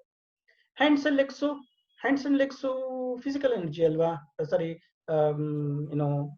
ಅನ್ನಮಯ ಕೋಶ ಅಲ್ವಾ, ಫಿಸಿಕಲ್ ಬಾಡಿ ಅಲ್ವಾ ಅಂತ ಅನ್ಕೊಳ್ಬಹುದು. You may think that hands and legs are physical body. Yes, it is, but the way it works, to work that there need to be energy inside. Similar way, to speak, you may have a throat, tongue and everything, but if you don't have energy, you cannot speak. So that energy that we talk about is pranamaya kosha. Okay, these are all karmendriyas. ಏನಾದರೂ ಪ್ರಶ್ನೆಗಳಿದೆಯಾ? Okay, so ಒಂದು ಹಂತಕ್ಕೆ ಬಂದು ನಾನು ಪ್ರಶ್ನೆಗಳನ್ನು ತಗೊಳ್ತೀನಿ. ಹಾಗೇನೆ ಇದು ಪ್ರಾಣವಾಯುಗಳು ಅಂತ ಹೇಳ್ತೀವಿ. 5 ಪ್ರಾಣವಾಯುಗಳಿದೆ ಪ್ರಾಣಮಯ ಕೋಶದಲ್ಲಿ. ಒಂದು ಪ್ರಾಣ, ಉದಾನ, ವ್ಯಾನ, ಸಮಾನ, ಅಪಾನ. ಪ್ರಾಣ ಅಂದ್ರೆ ಐಸ್ ಅಂಡ್ ಇಯರ್ಸ್, ನಮ್ಮ ದೃಷ್ಟಿಗಳಿಗೆ ರಿಸೆಪ್ಷನ್ಗೆ ಏನೇನ್ ಬೇಕು ಆ ಶಕ್ತಿಯನ್ನು ಕೊಡುತ್ತೆ. ಉದಾನ ಅಂದ್ರೆ ಮೈಂಡ್, ಸೆನ್ಸರಿ ಕಮ್ಯುನಿಕೇಶನ್ಸ್ ಬಗ್ಗೆ ಏನ್ ಬೇಕು ಅದನ್ನ ತಿಳಿಸುತ್ತೆ. ವ್ಯಾನ ಅನ್ನೋದು ನಮ್ಮ ಹಾರ್ಟ್ ಸರ್ಕ್ಯುಲೇಷನ್, ದೇಹದಲ್ಲಿ ಶಕ್ತಿಯನ್ನ ಮತ್ತೆ ಟೆಂಪರೇಚರ್ನ ಮೇಂಟೈನ್ ಮಾಡೋದಕ್ಕೆ. ಸಮಾನ ಡೈಜೆಷನ್ ಬಗ್ಗೆ. ಅಪಾನ ಎಕ್ಸ್ಕ್ರಿಟರಿ ಆರ್ಗನ್ಸ್. ಈ ಶಕ್ತಿಗಳು ಇಲ್ಲದೆ ಇದ್ರೆ ಈ ಕೆಲಸಗಳಾಗಲ್ಲ. ಒಂದೇ ವಿಷಯವನ್ನ ತಾವು ಗಮನಿಸ್ಬೇಕು, ನಿಮ್ಮ ಕುಟುಂಬಗಳಲ್ಲಿ ನಿಮಗೆ ತಿಳಿದವರಲ್ಲಿ ಯಾರಾದ್ರೂ ವಯಸ್ಸಾಗಿ ಅವರು ಸಾವನ್ನಪ್ಪುವಂತಹ ಪರಿಸ್ಥಿತಿಯಲ್ಲಿ ಇದ್ದಾಗ ನೀವು ಸೂಕ್ಷ್ಮವಾಗಿ ಗಮನಿಸಿದ್ರೆ ಇವೆಲ್ಲ ನಿಧಾನವಾಗಿ ಕಡಿಮೆ ಆಗ್ತಾ ಬರುತ್ತೆ. ಅವರು ಓಡಾಡೋದಕ್ಕಾಗೋದಿಲ್ಲ, ಮಾತಾಡೋದು, ಶ್ರವಣ ಶಕ್ತಿ ಕಡಿಮೆ ಆಗ್ತಾ ಹೋಗುತ್ತೆ. ಆಮೇಲೆ ಅವರಲ್ಲಿ ಡೈಜೆಷನ್ ನಿಂತು ಹೋಗುತ್ತೆ. ನಂಬರ್ 1, 2 ಮಾಡೋದಕ್ಕೆ ಅಷ್ಟು ಸುಲಭವಾಗಿ ಆಗಲ್ಲ. ಅವರ ಉಸಿರಿನಲ್ಲಿ ಏರುಪೇರುಗಳಾಗುತ್ತೆ. ಆಮೇಲೆ ಅವ್ರಿಗೆ ಕೆಲವು ಫೇಲ್ಯೂರ್ಗಳು, ಆರ್ಗಾನ್ ಫೇಲ್ಯೂರ್ಗಳಾಗುತ್ತೆ. ಆಮೇಲೆ ಅವರ ಉಸಿರಾಟಕ್ಕೆ ಕಷ್ಟಪಡ್ತಾರೆ, the gas for breath and then they die. ಇದು ಸುಮಾರು 3 ರಿಂದ 6 ತಿಂಗಳ ಹಿಂದಿನಿಂದ ಶುರುವಾಗುತ್ತೆ ಈ ಕೆಲಸಗಳು. ಒಂದೊಂದೇ ಪ್ರಾಣವಾಯುಗಳು ದೇಹದಲ್ಲಿ ಕಡಿಮೆ ಆಗ್ತಾ ಬರ್ತಾ ಬರ್ತಾ ಬರ್ತಾ ಬರ್ತಾ ಅವರು ಸಾವನ್ನ ಅಪ್ಪುತ್ತಾರೆ. ಇದು ಸಹಜವಾಗಿ ಸಾಯುವಂಥದ್ದು. ಬೇರೆ ಬೇರೆ ರೀತಿಯಲ್ಲಿ ಸಾವುಗಳಾಗುತ್ತೆ. ಇದು ಸಹಜವಾಗಿ ಸಾಯುವಾಗ ಈ ಪ್ರಾಣವಾಯುಗಳು ನಿಧಾನವಾಗಿ ದೇಹವನ್ನ ಬಿಡ್ತಾ ಹೋಗಿ ಆಮೇಲೆ ದೇಹಕ್ಕೆ ಸಾವು ಅನ್ನೋದು ಬರುತ್ತೆ. ಹಾಗೇನೆ 5 ಉಪಪ್ರಾಣಗಳು ಅಂತಾನೂ ಇದೆ, ನಾನು ಇದರಲ್ಲಿ ಹೇಳಿಲ್ಲ. ಅದು ನಾಗ, ಕೂರ್ಮ, ಕೃಕುರ, ದೇವದತ್ತ, ಧನಂಜಯ ಅಂತ. ನಾಗ ಅಂದ್ರೆ ತೇಗ್ ಬರ್ಸೋದು, ಕೂರ್ಮ ಕಣ್ಣು ಮಿಟಿಕ್ಸೋದಕ್ಕೆ, ಕೃಕುರ ಅನ್ನೋದಕ್ಕೆ ಕೆಮ್ಮು, ಸೀನು, ಹಸುವು, ಬಾಯಾರಿಕೆಗಳಾಗೋದು, ದೇವದತ್ತ ಆಕಳಿಕೆ, ಆಮೇಲೆ ಧನಂಜಯ ನಿದ್ರೆ, ಕಫ, ರಕ್ತ ಮತ್ತೆ ದೇಹ ಕೆಡುವಿಕೆ. ಸೊ ಇದೆಲ್ಲ ಧನಂಜಯದಲ್ಲಿ ಇರುತ್ತೆ. ಸೊ ಇವಾಗ ಯಾತಕ್ಕೆ ಇದ್ರ ಬಗ್ಗೆ ಎಲ್ಲ ನಾನು ಹೇಳ್ತಾ ಇದ್ದೀನಿ ಅಂತಂತಂದ್ರೆ, ಈ ಪ್ರಾಣಶಕ್ತಿ ಇರೋದ್ರಿಂದಲೇ ನಮ್ಮ ದೇಹದಲ್ಲಿ ಕೆಲಸಗಳಾಗ್ತಾ ಇರೋದು. ನಾವು ಪ್ರಾಣಶಕ್ತಿಯನ್ನ ಹೆಚ್ಚಿಸ್ಕೊಂಡಾಗ ಆ ಕ್ರಿಯೆಗಳ ಮೇಲೆ ನಾವು ಕಂಟ್ರೋಲ್ ಅನ್ನ ಇಟ್ಕೊಳ್ಬಹುದು. ಬಿಕಾಸ್ ಆಫ್ ಪ್ರಾಣಶಕ್ತೀಸ್ our activities in us is happening. If we can control that, then we can go beyond that particular activity. ಯಾಕಂದ್ರೆ ಏನು ಅಂದ್ರೆ, ಇವಾಗ ಧನಂಜಯ ಪ್ರಾಣದ ಕಂಟ್ರೋಲ್ ಇಟ್ಕೊಂಡಾಗ ಯು ಕ್ಯಾನ್ ಗೋ ಬಿಯಾಂಡ್ ನಿದ್ರೆ, ಆಮೇಲೆ ನಿದ್ರೆಯನ್ನ ಗೆಲ್ಲಬಹುದು. ಹಾಗೇನೆ ಈ ಅಪಾನ ವಾಯು ಇದೆಯಲ್ಲ, ಅಪಾನ ವಾಯು ನಮ್ಮನ್ನ ಗ್ರಾವಿಟಿನ ಇಟ್ಕೊಂಡಿರುತ್ತೆ ಕೆಳಗಡೆಗೆ. ಅಪಾನ ವಾಯುನ ನೀವು ಹೆಚ್ಚಿಸ್ಕೊಂಡ್ರೆ ನಿಮ್ಮ ದೇಹ ಹಗುರ ಆಗುತ್ತೆ. ಎಷ್ಟೋ ಯೋಗಿಗಳು ಅಪಾನ ವಾಯುವನ್ನ ಇಲ್ಲದ ಹಾಗೆ ಕಡಿಮೆ ಮಾಡಿಕೊಂಡು ಮೀಟರ್ಗಳಷ್ಟು ಜಂಪ್ ಮಾಡಿಕೊಂಡು ಒಂದೊಂದು ಹೆಜ್ಜೆ ಇಡಬೇಕಾದ್ರೆ ಮೀಟರ್ಗಳಷ್ಟು ಹೆಜ್ಜೆ ಇಟ್ಕೊಂಡು ಹೋಗುತ್ತಾರೆ ಅನ್ನೋದನ್ನು ಕೇಳಿದ್ದೀನಿ. ಕೇಳಿದ್ದವರು ನೋಡಿದ್ದವರು ಹೇಳಿದ್ದು, ಕೆಲವರು ಕೂತ್ಕೊಂಡು ಜಂಪ್ ಮಾಡಿದ್ರೆ 10 ಮೀಟರ್ 15 ಮೀಟರ್ ಜಂಪ್ ಮಾಡ್ತಾರೆ ಕೂತ್ಕೊಂಡು. ಓಕೆ, ಹೀಗೆ ನಮ್ಮ ಗ್ರಾವಿಟಿ ಇಲ್ಲದೆ ಇದ್ದಾಗ, ಗ್ರಾವಿಟಿ ಬಗ್ಗೆ ನಮ್ಮ ಕಂಟ್ರೋಲ್ ಬಂದಾಗ ಅದರ ನೈಸರ್ಗಿಕ ಲಿಮಿಟೇಷನ್ಸ್ ಏನಿದೆ ಅದನ್ನ ಮೀರಿ ಹೋಗಬಹುದು. That is the possibility. Okay, so the ಪ್ರಾಣವಾಯು, ವೆನ್ ಯು ಕಂಟ್ರೋಲ್ಸ್ ದೀಸ್ ಪ್ರಾಣವಾಯುಸ್, you can go beyond that. Okay, for example, Vyana is a heart. There are yogis, if they control this Vyana, their heartbeat stops or come to almost a limited thing. Technically, clinically, when they are tested, there is no heartbeat. They are equal to dead. But they can control and they can bring it back. Similar way, the breath can be controlled and it can be brought it back. And there are many. Some of us may have gone to a deeper level of meditation. Your breath levels will become just smooth. You won't even know that you are breathing. Okay, so that is possible. So when we start having a control about that, we can have control on all these things. 7 ಗಂಟೆ 4 ನಿಮಿಷ ಆಗಿದೆ. ಆದಷ್ಟು ನಾನು ಇದನ್ನ cover ಮಾಡೋದಕ್ಕೆ try ಮಾಡ್ತೀನಿ. ಹೆಚ್ಚಿನ ವಿಚಾರಗಳನ್ನು ಹೇಳಲೇಬೇಕು ಕೆಲವನ್ನ. ಇವಾಗ ಯಾಕೆಂದ್ರೆ ಈ ಟೈಮ್ ಇದ್ದಾಗ, ಅವಕಾಶ ಸಿಕ್ಕಿದಾಗ ಅದನ್ನ ಹೇಳದೇ ಇದ್ರೆ ಮತ್ತೆ ಅವಕಾಶ ಕ್ರಿಯೇಟ್ ಮಾಡ್ಕೊಳ್ಳೋದಕ್ಕಾಗಲ್ಲ. ಆದಷ್ಟು ಕವರ್ ಮಾಡ್ತೀನಿ. ಹೆಚ್ಚಿನ ವಿಷಯಗಳನ್ನ ತಿಳ್ಕೊಳ್ಬೇಕು ಅದ್ರ ಬಗ್ಗೆ ಅಂತಂದ್ರೆ ಬೇಕಾದ್ರೆ ಇನ್ನೊಂದು ಸೆಷನ್ ಇಟ್ಕೊಳ್ಬಹುದು. ಆದ್ರೆ ನಾನು ಇವತ್ತು ಎಲ್ಲದನ್ನು ಕವರ್ ಮಾಡ್ತೀನಿ. Try to cover most of it. Okay, so certain things need to be told now when I'm explaining certain things. So that's why I tend to go deeper into that, because these are all the possibilities. If I just show the picture and say this is prana, udana, apana, vyana, then there is no sense. But I need to tell what is the possibilities going beyond that. So that's why I'm spending this time. Okay, so but we'll complete everything. So now there are 7 chakras. Okay, actually there are 114 chakras and the main 7 chakras. Okay, all of us probably have gone through this in one or the other training sessions. Mooladhara, Swadhisthana, Manipura, Anahata, Vishuddhi, Agna, Sahasrara. Okay, I won't spend too much on this because I assume that most of us you are aware of this. Okay, ನಿಮಗೆ ತಿಳಿದಿದೆ ಅಂತ ಅಂದ್ಕೊಂಡಿದ್ದೀನಿ. ಇದರ ಯಾತಕ್ಕೆ ಚಕ್ರಗಳ ಬಗ್ಗೆ ಹೇಳ್ತಾ ಇದ್ದೀನಿ ಅಂದ್ರೆ ನಾನು ಕೊನೆಯಲ್ಲಿ ಬರ್ತಾ ಹೇಳ್ತೀನಿ. ಅದನ್ನ ಹೇಗೆ ಮೈಂಡ್ ನ ಕಂಟ್ರೋಲ್ ಮಾಡೋದಕ್ಕೆ ಏನೇನ್ ಮಾಡಬಹುದು ಅನ್ನೋದು. ಹಾಗೇನೆ ನಮ್ಮಲ್ಲಿ ಇದು ನಾಡಿಗಳು. ಓಕೆ, ಸೊ ನಮ್ಮಲ್ಲಿ 72,000 ನಾಡಿಗಳಿದೆ. ಇದು ಲಿಮಿಟೆಡ್ ಇನ್ಫಾರ್ಮೇಶನ್ ಇಲ್ಲಿ ಏನ್ ಚಿತ್ರದಲ್ಲಿದೆ ಅದು. ಸೊ ಅದರಲ್ಲಿ ಉಪನಾಡಿಗಳು, ಉಪನಾಡಿಗಳು ಬೇರೆದೆಲ್ಲ ಇದೆ. ನಾಡಿ is basically the flow of energy in our body. So if you have control about that, you can control that particular activity. Okay, and it is like marma. So if there are marma points in the body, if you could just press there are certain, you can start energies, control limit energies, all those things are possible. Okay, there are different points in life, and in Chinese scriptures they talk about different lines. There are multiple lines in the body. So there are different aspects of it, but there are 72,000 nadis. There are main nadis and there are sub nadis. Chakras and nadis are part of us. That's the bottom line. ಮೂರನೇದು ಮನೋಮಯ ಕೋಶ. ಇದ್ರ ಬಗ್ಗೆ detail ಆಗಿ ಹೇಳ್ತಾ ಹೋಗ್ತೀನಿ ಮುಂದೆ, but I just want to touch upon. ನಮ್ಮ intelligence ಮತ್ತೆ ಮೆಮೊರಿ ಎಲ್ಲಿದೆ ಅಂತ ಹೇಳ್ತಾ ಹೋದ್ರೆ, ನೋಡ್ತಾ ಹೋದ್ರೆ, ನಮ್ಮ ಬ್ರೈನ್ ಅಲ್ಲಿ ಇದೆಯಾ? ನಮ್ಮ ಬುದ್ಧಿ ಮತ್ತೆ ನಮ್ಮ ನೆನಪುಗಳು ಬ್ರೈನ್ ಅಲ್ಲಿ ಇದೆಯಾ? ಬ್ರೈನ್ ಅಲ್ಲಿ ಮಾತ್ರನಾ ಇರೋದು ಅಂತಂದ್ರೆ ಇಲ್ಲ. ನಮ್ಮ ಬುದ್ಧಿ ಮತ್ತೆ ನಮ್ಮ ನೆನಪುಗಳು ನಮ್ಮ ಜೀವನದ ಪೂರ್ತಿ, ಅಂದ್ರೆ ನಮ್ಮ ದೇಹದಲ್ಲೆಲ್ಲ ಇದೆ. ಪ್ರತಿಯೊಂದು ಸೆಲ್ ಅಲ್ಲೂ ಮೆಮೊರಿ ಇದೆ. ಓಕೆ, ದ ಸೆಲ್ ಅಂತ ಒಂದು ಬುಕ್ ಇದೆ, ನೀವು ಯಾರಾದ್ರೂ ನೋಡಿರ್ಬಹುದು.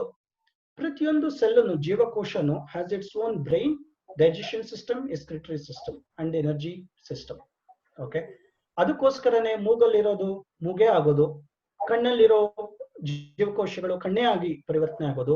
ಓಕೆ, ಆಮೇಲೆ ಚರ್ಮನೇ ಆಗೋದು. ನೀವು ಗಮನಿಸಿರ್ಬೋದು, ಈ ಉಗುರುಗುನು ಚರ್ಮಕ್ಕೂ ಎಷ್ಟು ಕಡಿಮೆ ಅಂತರ ಇದೆ ನೋಡಿ. ಆದ್ರೆ ಆ ಚರ್ಮನೇ ಬೆಳೆಯುತ್ತೆ, ಉಗುರೇ ಬೆಳೆಯುತ್ತೆ. ಅದಕ್ಕೆ ಗೊತ್ತು ಇಂಟೆಲಿಜೆನ್ಸ್ ಇದೆ. ಇಲ್ದೆ ಹೋಗಿದ್ರೆ ಕಣ್ಣು ಜಾಗಿರೋ ಜಾಗದಲ್ಲಿ ಮೂಗು ಬೆಳಿಬೇಕಾಗಿತ್ತು, ಮೂಗಿರೋ ಜಾಗದಲ್ಲಿ ಬಾಯಿ ಬೆಳಿಬೇಕಾಗಿತ್ತು. ಸೊ ಈ ಆಭಾಸಗಳಾಗಲ್ಲ. ಯಾಕೆಂದ್ರೆ every cell knows what is it and it what to grow. ನಿಮಗೆ ಗೊತ್ತಿರ್ಬೋದು, 96 ದಿನದ ಒಳಗಡೆ ನಮ್ಮ ದೇಹದಲ್ಲಿರೋ ಎಲ್ಲ ಜೀವಕೋಶಗಳು ರೀಪ್ಲೇಸ್ ಆಗುತ್ತೆ except our brain cells. Okay, brain cells ಮಾತ್ರ ನಾವು ಹುಟ್ಟಿನಿಂದ ಕೊನೆಯವರೆಗೂ ಹಾಗೆ ಇರೋದು, ಅಂದ್ರೆ ಡಿಟೇರಿಯೇಟ್ ಹೋಗ್ತಾ ಹೊರತು ಅದು ರೀಪ್ಲೇಸ್ ಆಗಲ್ಲ. ನಮ್ಮ ದೇಹದ ಎಲ್ಲ ಸೆಲ್ಗಳು 96 ದಿನದಲ್ಲಿ ಮ್ಯಾಕ್ಸಿಮಮ್, ಕೆಲವು 1 ದಿನ 2 ದಿನ 3 ದಿನ 50 ದಿನ ಹೀಗೆ 96 ದಿನದಲ್ಲಿ ನಮ್ಮ ಎಲ್ಲ ಸೆಲ್ಗಳು ರೀಪ್ಲೇಸ್ ಆಗುತ್ತೆ, ಹೊಸ ಸೆಲ್ಗಳು ಬರುತ್ತೆ. ಓಕೆ, ಸೊ ಆದ್ರಿಂದ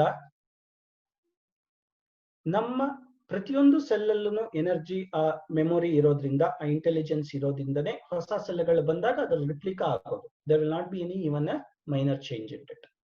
ಬಟ್ ಎಲ್ಲಿದೆ ಈ ಇಂಟೆಲಿಜೆನ್ಸ್ ಮೆಮೊರಿ ಅಂತಂದ್ರೆ, ನಿಮ್ಮ ಕಣ್ಣನ್ನು ನೋಡ್ಕೊಳ್ಳಿ, ನಿಮ್ಮ ತಾತ ಅಜ್ಜಿಯ ಕಣ್ಣು ತರ ಇರಬಹುದು. ನಿಮ್ಮ ಮೂಗನ್ನು ನೋಡ್ಕೊಳ್ಳಿ, ನಿಮ್ಮ ಅಜ್ಜಿ ತಾತ ಸೋದರ ಮಾವನ ಮೂಗಿರಬಹುದು. ಹಾಗೇನೆ ನಿಮ್ಮ ಮುಖ ನೋಡಿದ್ರೆ ನಿಮ್ಮ ತಂದೆ ತಾಯಿ ಮುಖನೋ ಅಜ್ಜಿ ತಾತನ ಮುಖನೋ ಇರಬಹುದು. ಓಕೆ, ಹೀಗೆ ಅವರ ಇಲ್ಲಿ ಏನಿದೆ ಅದು ಕಾಂಬಿನೇಷನ್ ಇರಬಹುದು. ಅಥವಾ ಬೇರೆ ಯಾರೋ ನೋಡ್ಬೋದು, ತುಂಬಾ ವಯಸ್ಸಾದವರ ಎದುರುಗಡೆ ಹೋದ್ರೆ, ಓ ನಿಮ್ಮ ಮುತ್ತಜ್ಜಿ ಹೀಗೆ ಇರ್ತಾ ಇದ್ಲು, ನಿಮ್ಮಜ್ಜಿ ಕಣ್ಣು ಹೀಗೆ ಇತ್ತು, ನಿಮ್ ತಾತನ ಕಿವಿ ಹೀಗೆ ಇತ್ತು ಅಂತ ಹೇಳ್ಬೋದು. ಹೀಗೆ ಅದು ಆ ಮೆಮೊರಿ ಎಲ್ಲ ನಮ್ಮ ದೇಹದಲ್ಲಿ ಬಂದಿರುತ್ತೆ. ಇಂಟೆಲಿಜೆನ್ಸ್ ಎವ್ರಿ ಸೆಲ್ಗಳಲ್ಲೂ ಇರುತ್ತೆ. ಇದು ಇಂಟೆಲಿಜೆನ್ಸ್ ಮತ್ತೆ ಮೆಮೊರಿ ಬಗ್ಗೆ ಕ್ವಿಕ್ ಆಗಿ ಹೇಳುವಂಥದ್ದು. So where is this intelligence and memory? It's in every part of our body, every cell. That is how every cell, when it get replaced within 96 days, except our brain cells, so everything will get replaced and it will get replicated in a similar way. So skin will become skill cell and the nail will become nail cell. It will not interchange. So that is how it works. ಇದರಲ್ಲಿ ಮನೋಮಯ ಕೋಶದಲ್ಲಿ 4 ಭಾಗಗಳಿದೆ. ಮನೋ, ಬುದ್ಧಿ, ಅಹಂಕಾರ, ಚಿತ್ತ ಅಂತ. Okay, ಇದನ್ನ ನಾನು ಸ್ವಲ್ಪ ಸ್ವಲ್ಪ ಡೀಟೇಲ್ ಆಗಿ ನಾನು ಹೇಳ್ಬೇಕು, ವಿಸ್ತೃತವಾಗಿ ಹೇಳ್ಬೇಕು. ಅದನ್ನ ಮುಂದೆ ಬಂದಾಗ ನಾನು ಹೇಳ್ತೀನಿ ಇದು ಏನು ಅಂತ ನಾನು ಹೇಳ್ತೀನಿ. ಓಕೆ, ಆಮೇಲೆ ಚಿತ್ತ, ಸಂಸ್ಕಾರ ಅಂದ್ರೇನು, ವಾಸನ ಅಂದ್ರೇನು, ವೃತ್ತಿ ಅಂದ್ರೇನು, ರಾಗದ್ವೇಷ ಅಭಿನಿವೇಶ ಅಂದ್ರೇನು, ಕರ್ಮಗಳು ಹೇಗಾಗತ್ತೆ ಅನ್ನೋದನ್ನ ನಾನು ಸೂಕ್ಷ್ಮವಾಗಿ ತಿಳಿಸ್ತಾ ಹೋಗ್ತೀನಿ. ಸೊ ಇದನ್ನ ನಾನು ಸ್ಕಿಪ್ ಮಾಡ್ತಾ ಇದ್ದೀನಿ. 5 ಕೋಶಗಳನ್ನು ಮುಗಿಸ್ಕೊಂಡ್ಬಿಟ್ಟು ಆಮೇಲೆ ಮನೋಮಯ ಕೋಶಕ್ಕೆ ಮತ್ತೆ ಬರೋಣ. ವಿಜ್ಞಾನಮಯ ಕೋಶ ಅಂದ್ರೇನು? ವಿಶೇಷ ಜ್ಞಾನ. ವಿಜ್ಞಾನಮಯ ಕೋಶ ಇಸ್ ಅಬೌಟ್ ವಿಶೇಷ ಜ್ಞಾನ, wisdom, awareness. So the maximum abilities that we can have, we can learn many things. The more we learn, will become more spiritual, powerful, decisive, vital, expressive, truthful, intuitive, all these things. Okay, so ವಿಶಿಷ್ಟವಾದ ಜ್ಞಾನ ನಮ್ಮಲ್ಲಿ ಬರುತ್ತೆ. ಒಂದೇ ವಿಷಯದಲ್ಲಿ ಹೆಚ್ಚಿನ ಜ್ಞಾನವನ್ನು ತಿಳ್ಕೊಳ್ಳುವಂಥದ್ದಕ್ಕೆ special knowledge. This is very ವಿಜ್ಞಾನಮಯ ಕೋಶ. ಕ್ವಿಕ್ಲಿ ಮೂವ್ ಟು ದ ಆನಂದಮಯ ಕೋಶ. It's called bliss body. What is bliss body? It is your ಆನಂದಮಯ ಕೋಶದಲ್ಲಿ ಇದನ್ನ ಹೈಯರ್ ಲೆವೆಲ್ ಸೆಲ್ಫ್ ಅಂತಾನು ಕರಿತೀವಿ, ಮತ್ತೆ ಸೋರ್ಸ್ ಆಫ್ ಎನರ್ಜಿ ಅಂತ ಕರಿತೀವಿ. ಇದನ್ನ ಕಾಸಲ್ ಬಾಡಿ ಅಂತಾನು ಕರೀತಾರೆ. ಹಾಗೇನೆ ನಾವು ಯೋಗವನ್ನ ಚೆನ್ನಾಗಿ ಅಭ್ಯಾಸ ಮಾಡಿದಾಗ, ಹೆಚ್ಚು ನಾವು ಒಳಗಡೆ ಹೋದಾಗ ನಮಗೆ ಇದರ ಅನುಭವ ಆಗುತ್ತೆ. ಯೋಗ ನಿದ್ರೆಯಿಂದ ಇದನ್ನ ಎನರ್ಜೈಸ್ ಮಾಡ್ಕೊಳ್ಬಹುದು. ಇನ್ನೊಂದು ವಿಷಯ, ನಮ್ಮ ಹಿಂದಿನ ಎಲ್ಲ ಜನ್ಮಗಳ ಎಲ್ಲ ನೆನಪುಗಳು ಈ ಆನಂದಮಯ ಕೋಶದಲ್ಲಿ ಆನಂದವಾಗಿವೆ. ಓಕೆ, ಆನಂದಮಯ ಕೋಶ ಅಂತ ಹೇಳ್ಕೊಳ್ಳೋದಕ್ಕೆ. ಆದ್ರೆ ನಿಮ್ಮ ಹಿಂದಿನ ಜನ್ಮಗಳು ಆನಂದಮಯವಾಗಿದ್ರೆ ಅದು ಆನಂದಮಯ ಕೋಶ. ನಿಮ್ಮ ಹಿಂದಿನ ಜನ್ಮಗಳ ನೆನಪುಗಳು ಖರಾಬ್ ಆಗಿದ್ರೆ ಅದು ಆನಂದಮಯ ಕೋಶ ಅಲ್ಲ. ಆದ್ರೆ ಆನಂದಮಯ ಕೋಶ ಅನ್ನೋದು blissful body if the memory in that particular ಆನಂದಮಯ ಕೋಶ is blissful. Okay, so that's the anandamaya kosha. Let's come back to manomaya kosha because we are focusing on mind. What is manomaya kosha? 4 aspects of manomaya kosha is manas, buddhi, ahankara, chitta. Mano, buddhi, ahankara, chitta. So in our vairagya shatkam or nirvana shatkam, there is the first line, mano, buddhi, ahankara, chitta ninaham ಅಂತ ಬರುತ್ತಲ್ವಾ. So ಹಾಗೆ ಮನಸ್ಸು, ಬುದ್ಧಿ, ಅಹಂಕಾರ, ಚಿತ್ತ. ಮನಸ್ಸಂದ್ರೇನು? ಏಕಾಗ್ರತೆ, ತೀವ್ರತೆ, ತೀವ್ರವಾಗಿ ಏಕಾಗ್ರತೆಯಿಂದ ನೋಡುವಂಥದ್ದು. ಓಕೆ, ಸೊ ನೀವು ಯಾವ್ದನ್ನೇ ವಿಷಯ ತಿಳ್ಕೊಳ್ಬೇಕಾದ್ರೆ ಕಾನ್ಕಾಲ್ಗಳಲ್ಲಿ ಇರ್ತೀರಾ, ಯಾವ್ದೋ ವಿಷಯದ ಬಗ್ಗೆ ತಿಳ್ಕೊಳ್ತಾ ಇರ್ತೀರಾ, ಓದ್ತಾ ಇರ್ತೀರಾ, ಕಂಟಿನ್ಯೂಸ್ ಆಗಿ ಓದುವಂಥದ್ದು, ಇಂಟೆನ್ಸ್ ಆಗಿ ನೋಡುವಂಥದ್ದು, ಓದುವಂಥದ್ದು. Focus and intensity, both these are part of ಮನಸ್. ಓಕೆ, ಬುದ್ಧಿ is about right wrong. Okay, ಇದು decision, whether it is right, wrong, good or bad, okay, small or large, these are all some of the things. So that is the buddhi is about decision making. Chitta, I will come back to ahankara after that. Chitta is about all our memories. Okay, it is the memory of all our present life, all our past life. Okay, it is in chitta, and it has all 5 sensory types of knowledge. One is the visual, photographic or a video, or it is a smell. We can remember smell, we can remember the sounds, we can remember the taste, we can remember the touch. Okay, all these things are in the chitta. ನಾನು ಹೇಳಿದೆ, ಇದೇನು recording ಅಂತ ಹೇಳ್ತಾ ಇದ್ದಾರೆ. So ಇದು blissful ಬಾಡಿನಲ್ಲಿ ಆನಂದಮಯ ಕೋಶದಲ್ಲಿ ಅದು ರೆಕಾರ್ಡಿಂಗ್ ಅಂತಂದ್ರು. ಹೇಗೆ ಅಂದ್ರೆ, ಚಿತ್ತ ಇಸ್ ಅ ರ್ಯಾಮ್, ಆನಂದಮಯ ಕೋಶ is a hard disk. Okay, so ಇದ್ದ ಹಾಗೆ. ಸೊ ಚಿತ್ತ ನಿಮ್ಗೆ ಆ ಇನ್ಫಾರ್ಮೇಶನ್ ನ ಎತ್ತಿ ಕೊಡುತ್ತೆ, ಆನಂದಮಯ ಕೋಶದಲ್ಲಿ ಅದು ಸ್ಟೋರ್ ಆಗಿರುತ್ತೆ. ಚಿತ್ತದಲ್ಲಿ ಸಿಗೋದು ಟಿಪ್ ಆಫ್ ದ ಐಸ್ಬರ್ಗ್, ಆನಂದಮಯ ಕೋಶದಲ್ಲಿ rest of the iceberg. Okay, ಅದಕ್ಕೆ ಬಂದಾಗ ನಾನು ಅದ್ರ ಬಗ್ಗೆ ಮಾತಾಡ್ತೀನಿ. ಸೊ ಇವಾಗ ಚಿತ್ತ ಅಂದ್ಮೇಲೆ ಅದಕ್ಕೊಂದು ವೃತ್ತಿ ಅನ್ನೋದು ಇರ್ಬೇಕಲ್ವಾ. ಓಕೆ, ನಾವ್ ಇವಾಗ ಮನಸ್ಸು, ಬುದ್ಧಿ, ಅಹಂಕಾರ ಹೇಳಿದ. ಅಹಂಕಾರ ಏನು ಅಂದ್ರೆ, ಈ ಮನಸ್ಸು, ಬುದ್ಧಿ, ಚಿತ್ತ ಅನ್ನೋದನ್ನ ನಾನು ಅಂತ ಅನ್ಕೊಂಡ್ಬಿಟ್ಟಿರುತ್ತೆ. ಈ ನಾನು ಅಂತ ಅಂದ್ಕೊಳ್ಳೋದು ಅಹಂಕಾರ. Okay, nothing right or wrong about it. Somebody need to own something, right? So ನಮ್ಮ ಆಫೀಸ್ಗಳಲ್ಲಿ ಹೇಳ್ತೀವಿ ಓನರ್ಶಿಪ್ ಅಂತ. Nobody wants to own anything, everybody wants everybody else to own it. So but here there is some ownership, somebody owns it, they call themselves as I. Okay, ಮನಸ್ಸು, ಬುದ್ಧಿ, ಮನಸ್ಸು, ಬುದ್ಧಿ, ಚಿತ್ತದಲ್ಲಿ ಆಗೋದೆಲ್ಲ ನನ್ನಿಂದ ಆಗ್ತಾ ಇದೆ, ನಾನ್ ಮಾಡ್ತಾ ಇದ್ದೀನಿ ಅಂತ ಅಂದ್ಕೊಂಡಿರುತ್ತೆ, ಅದನ್ನ ಅಹಂಕಾರ ಅಂತ ಹೇಳ್ತೀವಿ. ಓಕೆ, ಸರಿ. ಸೊ ಇವಾಗ ನೀವೆಲ್ಲಿದ್ದೀರಾ ಅಂತ ಕೇಳ್ಕೊಳ್ಬೇಕು. ಸ್ಥೂಲ ದೇಹದಲ್ಲಿದ್ದೀರಾ, ಶರೀರದಲ್ಲಿದ್ದೀರಾ, ಅಥವಾ ಪ್ರಾಣಮಯ ಕೋಶದಲ್ಲಿದ್ದೀರಾ, ಮನೋಮಯ ಕೋಶದಲ್ಲಿದ್ದೀರಾ, ವಿಜ್ಞಾನಮಯ ಕೋಶದಲ್ಲಿದ್ದೀರಾ, ಅಥವಾ ಆನಂದಮಯ ಕೋಶದಲ್ಲಿದ್ದೀರಾ? ಹುಡುಕ್ತಾ ಹೋಗಿ ಹೇಳ್ತಾ ಇರ್ಬೇಕಾದ್ರೆ ನೀವು ಅನ್ನೋದು ಎಲ್ಲಿರ್ತೀರಾ ಅಂತ. ಸೊ ಇದಿಷ್ಟು 4. ಮನಸ್ಸು ಅಂದ್ರೆ 4. ಮನಸ್, ತೀವ್ರತೆ ಮತ್ತೆ ಏಕಾಗ್ರತೆ. ಬುದ್ಧಿ, ವಿಶ್ಲೇಷಣೆ, ರೈಟ್ ಆರ್ ರಾಂಗ್ ಅದು. ಚಿತ್ತ ಅಂದ್ರೆ ಸ್ಟೋರೇಜು. ಅಹಂಕಾರ ಅಂದ್ರೆ ಇದನ್ನೆಲ್ಲ ಓನ್ ಮಾಡ್ಕೊಂಡು ನಾನು ಅಂತ ಹೇಳ್ಕೊಳ್ಳೋನು ಅಹಂಕಾರ, ಅಷ್ಟೇ. ಬೇಕಿದ್ದಕ್ಕೆಲ್ಲ ಆಮೇಲೆ ಬರ್ತೀನಿ. ಚಿತ್ತ ಅಂದ್ಮೇಲೆ ಒಂದು ವೃತ್ತಿ ಅಂತ ಇರಬೇಕು. ಓಕೆ, ಚಿತ್ತ ಅಂತ wherever there is chitta, there is some work related to that. It has its way of doing things. Okay, how chitta works? So Patanjali ಯೋಗ ಸೂತ್ರದ ಪ್ರಕಾರ ಯೋಗ ಚಿತ್ತ ವೃತ್ತಿ ನಿರೋಧ, ಯೋಗಶ್ಚಿತ್ತ ವೃತ್ತಿ ನಿರೋಧ ಅಂತ ಹೇಳಿದ್ದಾರೆ. ಯೋಗ ಅನ್ನೋದು ಚಿತ್ತದ ವೃತ್ತಿಯ ನಿರೋಧವನ್ನು ಮಾಡುತ್ತೆ, ಅಂದ್ರೆ ಅದನ್ನ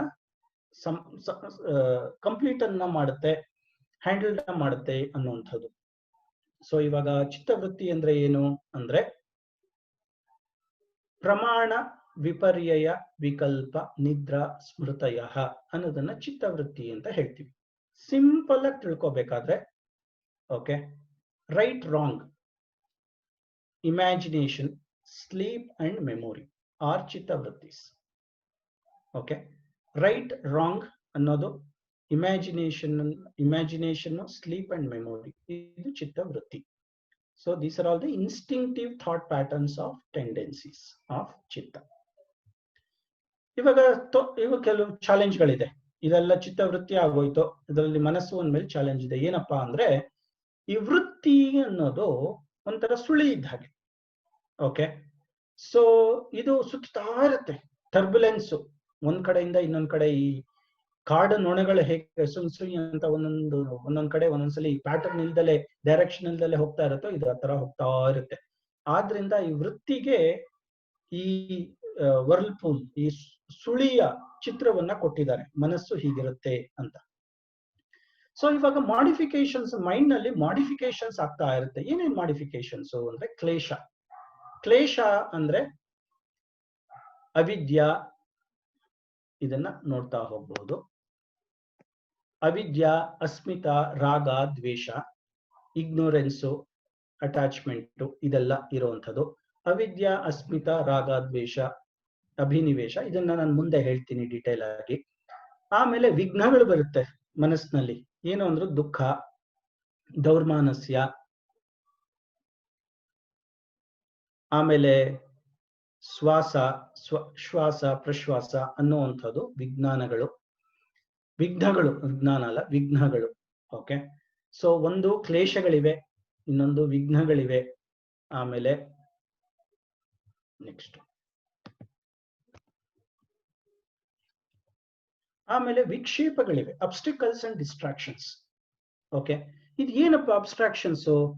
ಮನಸ್ಸಿಗಿರುವಂಥದ್ದು, ಅದು ಮೈಂಡ್ಗಿರುವಂಥದ್ದು, ಚಿತ್ತಕ್ಕಿರುವಂಥದ್ದು ಅಂತಂತಂದ್ರೆ, ವ್ಯಾಧಿ, diseases, illness, mental laziness, okay, ಸಮಸ್ಯೆಗಳು, ಡೌಟ್ ಅಂಡ್ ಇಂಡಿಸಿಷನ್, ಪ್ರಮಾದ, ಕೇರ್ಲೆಸ್ನೆಸ್, ಎಡವಟ್ ಮಾಡ್ಕೊಳ್ಳುವಂಥದ್ದು, ಆಲಸ್ಯ, ಲೇಸಿನೆಸ್ ಅಂಡ್ ಸ್ಲಾತ್, ಅವಿರತಿ, lack of abstaining, absence of non-attachment, okay, ಭ್ರಾಂತಿ, false perception, alabdha, failing to attain stages of the journey, okay, anavashti tattva, inability to maintain the stage, and instability. These are all the different parts of mind. Klesha, vipakshadi ಗಳು ಅಂತ ಹೇಳ್ತೀವಿ. ಕ್ಲೇಶ, ವಿಘ್ನ, ವಿಪಕ್ಷಗಳು ಮನಸ್ಸಿನಲ್ಲಿ ಇದೆ. So ಹಾಗಾದ್ರೆ ನೀವು ನಂದು ಏನೇ ತಪ್ಪು ಮಾಡಿದ್ರು ನಂದಲ್ಲಪ್ಪ ತಪ್ಪು, ಮನಸ್ಸಿನ ತಪ್ಪು ಅಂತ ಹೇಳ್ಬಿಡ್ಬೋದಾ? ಇಲ್ಲ, ಹಂಗ್ ಮಾಡೋಂಗಿಲ್ಲ.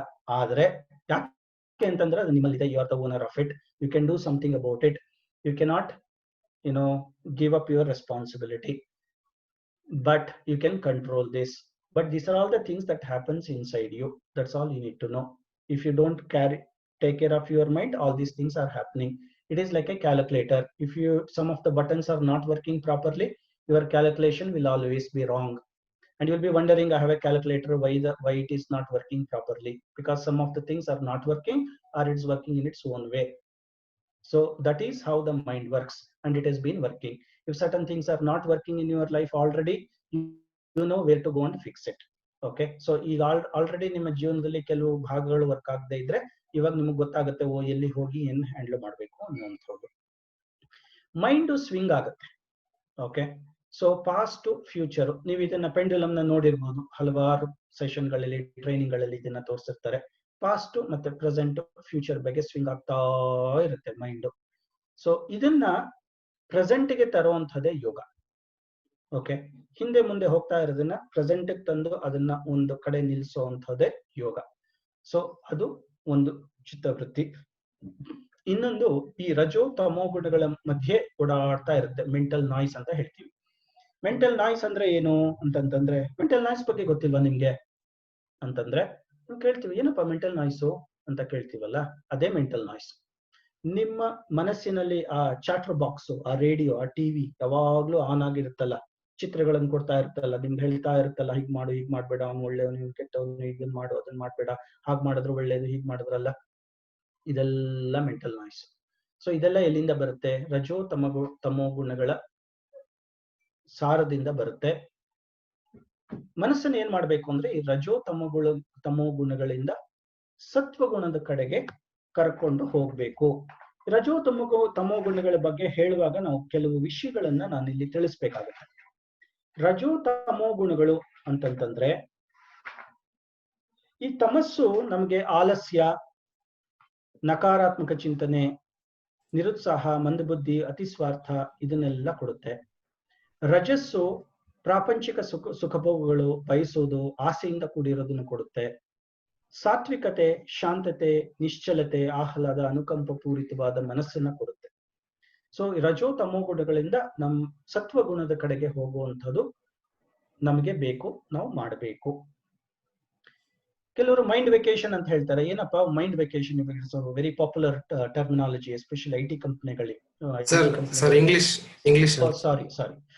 So mind swings. So between the past and the future. Okay. So you may have seen in many of the training programs, the pendulum is very famous. So the focus about control about the mind is to stop this past present fluctuation, bring it to the present. That is about controlling the mind.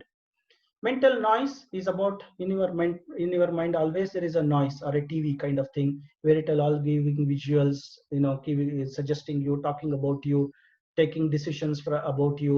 That is good, that is bad, he is right, he is wrong, that is correct, this is incorrect. All this stuff, that whatever keep telling you all the day, okay, is your mental noise.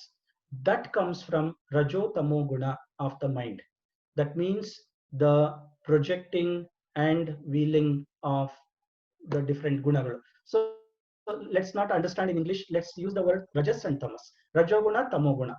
Okay. So tamoguna is a negative part of it. Rajas is a energetic part of it, the extreme energies of it. And sattva is a mild and matured part of the mind.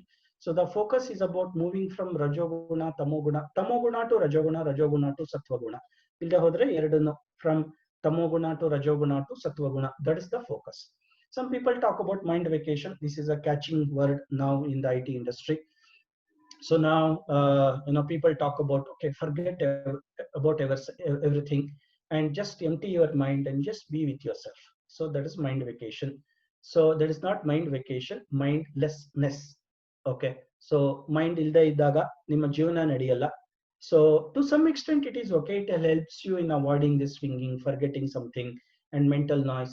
Take you away from you for some time. But when you are back, all of them will come with the lock, stock, and barrel. It will come back to you. So that's about the swing and the noise. Bringing it calm, relaxing it, having it in the present is the control of the mind. Now chitta. There are memories from 5 senses. I told you what we see is the tip of the iceberg. Rest of it is below that. Memories from 5 senses. Whatever the memories that will come, in whatever the form that is there. Memories and effects or decisions from this life. In this life, when you are small, whatever the decisions that you have done, memories that are there, that is what makes you today what you are. If you actually go to a psychiatrist, okay, so or psychologist, if there is a problem, if you say that's the problem, this is the problem in life and all that stuff, they go back to your childhood and make you to see that and correct that, and then it will try to address it.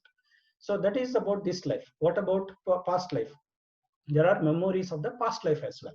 So all your past life memories, one way or the other, it is stored in you. That will also give certain way of being, looking all that information, data to you.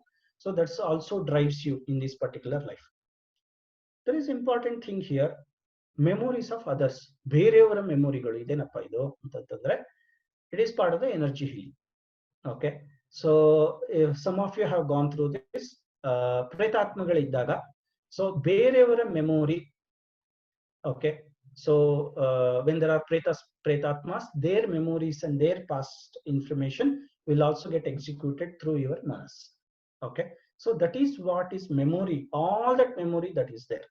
So now what is moksha is about getting rid of all these memories, that's all.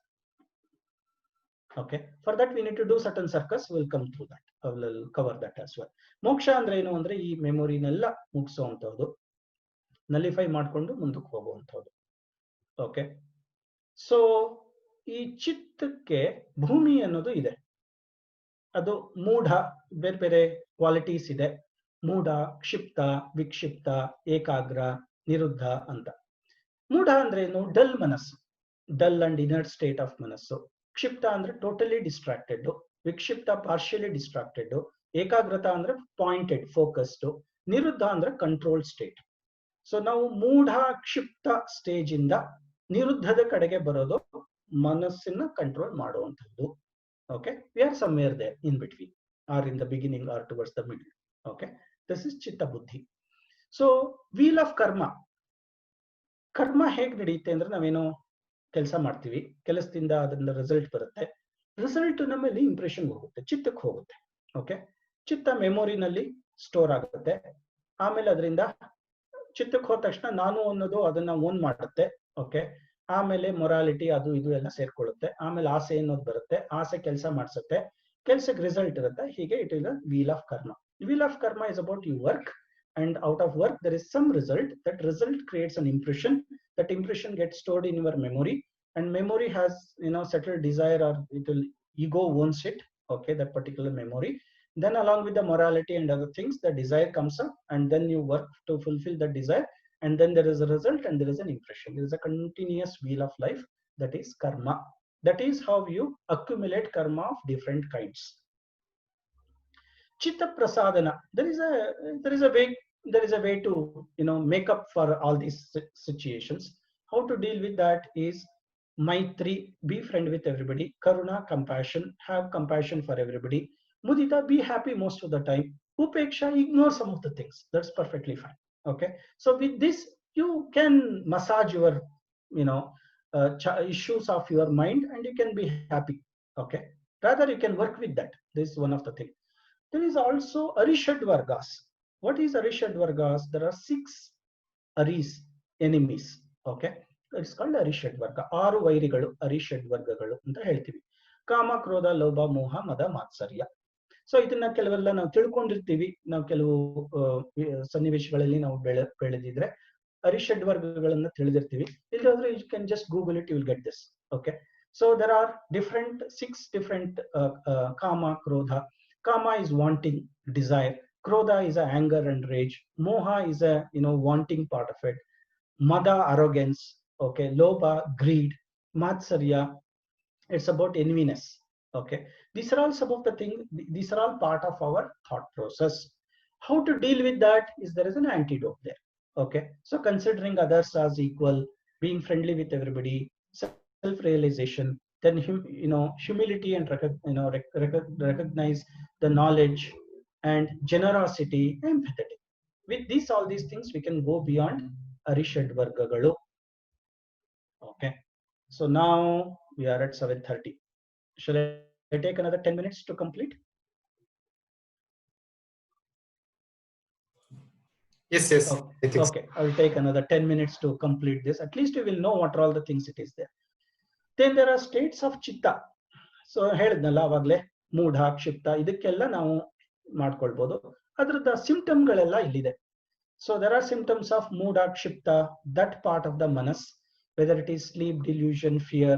Okay, and lowest level to highest level. When we move towards niruddha, control level of it, and then you go to the supreme level of controlling your mind. Activities of mind. So ಇದರಲ್ಲಿ ನಮ್ಮ DVG ಅವರು ಕೆಲವೆಲ್ಲ ಹೇಳಿದ್ದಾರೆ. So ಬೇಕು ಅಂತ ಇರುತ್ತೆ ಯಾವಾಗ್ಲೂ. ಹಾಗೇನೆ ಅನ್ನದಾತುರಕ್ಕಿಂತ ಚಿನ್ನದಾತುರ ತೀಕ್ಷ್ಣ, ಚಿನ್ನದಾತುರಕ್ಕಿಂತ ಹೆಣ್ಣು ಗಂಡೊಲವು, ಮನ್ನಣೆಯ ದಾಹವಿಯಲ್ಲಕಂ ತೀಕ್ಷ್ಣತಮ, ತಿನ್ನುವುದಾತ್ಮವನೇ ಮಂಕುತಿಮ. ಅಂದ್ರೆ ಅನ್ನದಾತುರ ಅಂದ್ರೆ ಹಸುವಿಗಿಂತ ಚಿನ್ನದಾತುರ ಆಸೆ, about the worldly items. ಚಿನ್ನದ ಆತರಕ್ಕಿಂತ ಆಕರ್ಷಣೆ, ಹೆಣ್ಣು ಗಂಡಿನ ಆಕರ್ಷಣೆ ಜಾಸ್ತಿ ಇರುತ್ತೆ. ಮನ್ನಣೆಯ ದಾಹ, ಅಂದ್ರೆ ಬೇರೆಯವ್ರು ನನ್ನನ್ನ ಮನ್ನಣೆ ಕೊಡ್ಬೇಕು, ಹೊಗಳ್ಬೇಕು ಅನ್ನೋ ದಾಹ ಯಾವಾಗ್ಲೂ ಇರುತ್ತೆ. ಇದಕ್ಕೆಲ್ಲ ತೀಕ್ಷ್ಣವಾದದ್ದು. ಇದೆಲ್ಲ ನಮ್ಮ ಆತ್ಮವನ್ನೇ ತಿನ್ನುತ್ತೆ ಅಂತ ಹೇಳಿದ್ದಾರೆ. So DVG says that the worldly desires are more powerful than the hunger and the thirst part of it, and the attraction of the hennu, there's the man and women is more powerful than the worldly things, and the desire about people praising us is more powerful, and all these things will eat our atma. That's what the the bhavartha, the literal part of that. ನಾವು ಜೀವನದಲ್ಲಿ ಕೆಲವುಗಳನ್ನು ಮಾಡ್ತೀವಿ, ಕೆಲವು ತರಚು ಗಾಯವ ತರದ್ದು, these are all the information that is already there. ಸುಮ್ನೆ ಏನು ಇಲ್ಲದೆ ಇದನ್ನ ಕೆರ್ಕೊಂಡು ಗಾಯ ಮಾಡ್ಕೊಳ್ತೀವಿ ಅಷ್ಟೇ. There is the summary of it. At times we when we are everything is okay, we just go and create some issues for ourselves, and also whatever that is there, we want to look at what is not right in that. Okay, and DVG says that it is not perfect, and we always look at we need it, we want it, ಬೇಕು ಬೇಕು ಬೇಕು ಅನ್ನೋದ್ರಲ್ಲೇ ಜೀವನ ಕಳೆದು ಹೋಗುತ್ತೆ. So there is a life beyond that ಅಂತ ಇದರಲ್ಲಿ ಹೇಳ್ತಾರೆ. So ಜೀವನದ ನಮ್ಮ ಚಿತ್ತ ವೃತ್ತಿಯನ್ನ ಇದರಲ್ಲಿ ಕ್ಲಿಯರ್ ಆಗಿ ತೋರಿಸಿದ್ದಾರೆ. ಸೊಲ್ಯೂಷನ್ಸ್ ಏನಪ್ಪಾ? ಪ್ರಾಬ್ಲಮ್ ಇದ್ಮೇಲೆ ಸೊಲ್ಯೂಷನ್ ಇರ್ಬೇಕಲ್ವಾ?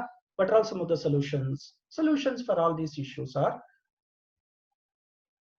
ಪತಂಜಲಿ ಯೋಗದಲ್ಲಿ ಹೇಳಿರೋ ಹಾಗೆ ಯಮ, ನಿಯಮ, ಆಸನ, ಪ್ರಾಣಾಯಾಮ, ಪ್ರತ್ಯಾಹಾರ, ಧಾರಣ, ಧ್ಯಾನ, ಸಮಾಧಿ, ಈ 8 ಸ್ಟೆಪ್ಗಳನ್ನ ಇದಕ್ಕೆ ಹೇಳಿದ್ದಾರೆ. ಯಮ ನಿಯಮದಲ್ಲಿ ಏನೇನ್ ಮಾಡಬೇಕು ಅನ್ನೋದನ್ನ ಹೇಳಿದ್ದಾರೆ. ಅಹಿಂಸೆ, ಸತ್ಯ, ಅಸ್ಥೇಯ, ಬ್ರಹ್ಮಚರ್ಯ, ಅಪರಿಗ್ರಹ, ಆಮೇಲೆ ಶೌಚ, ಸಂತೋಷ, ತಪಸ್, ಸ್ವಾಧ್ಯಾಯ, ಈಶ್ವರ ಪ್ರಣಿಧಾನ. ಓಕೆ, ಈಶ್ವರ ಪ್ರಣಿಧಾನ. ಸೊ ಇದಿಷ್ಟು ನಾವು ಯೋಗದಲ್ಲಿ ಮಾಡಬಹುದಾದದ್ದು. Details are available. ಅವಿದ್ಯಾ ಅಂದ್ರೆ ಏನು? ಪರ್ಸೀವ್ ಐ ಆಸ್ ಕೋಶಾಸ್. ನಾವೇನ್ ಅನ್ಕೊಂಡ್ಬಿಡ್ತೀವಿ, ಈ ಅನ್ನಮಯ ಕೋಶ ನಮ್ಮ ಬಾಡಿ, ಬಾಡಿ ಅಂದ್ರೆ ನಾನು.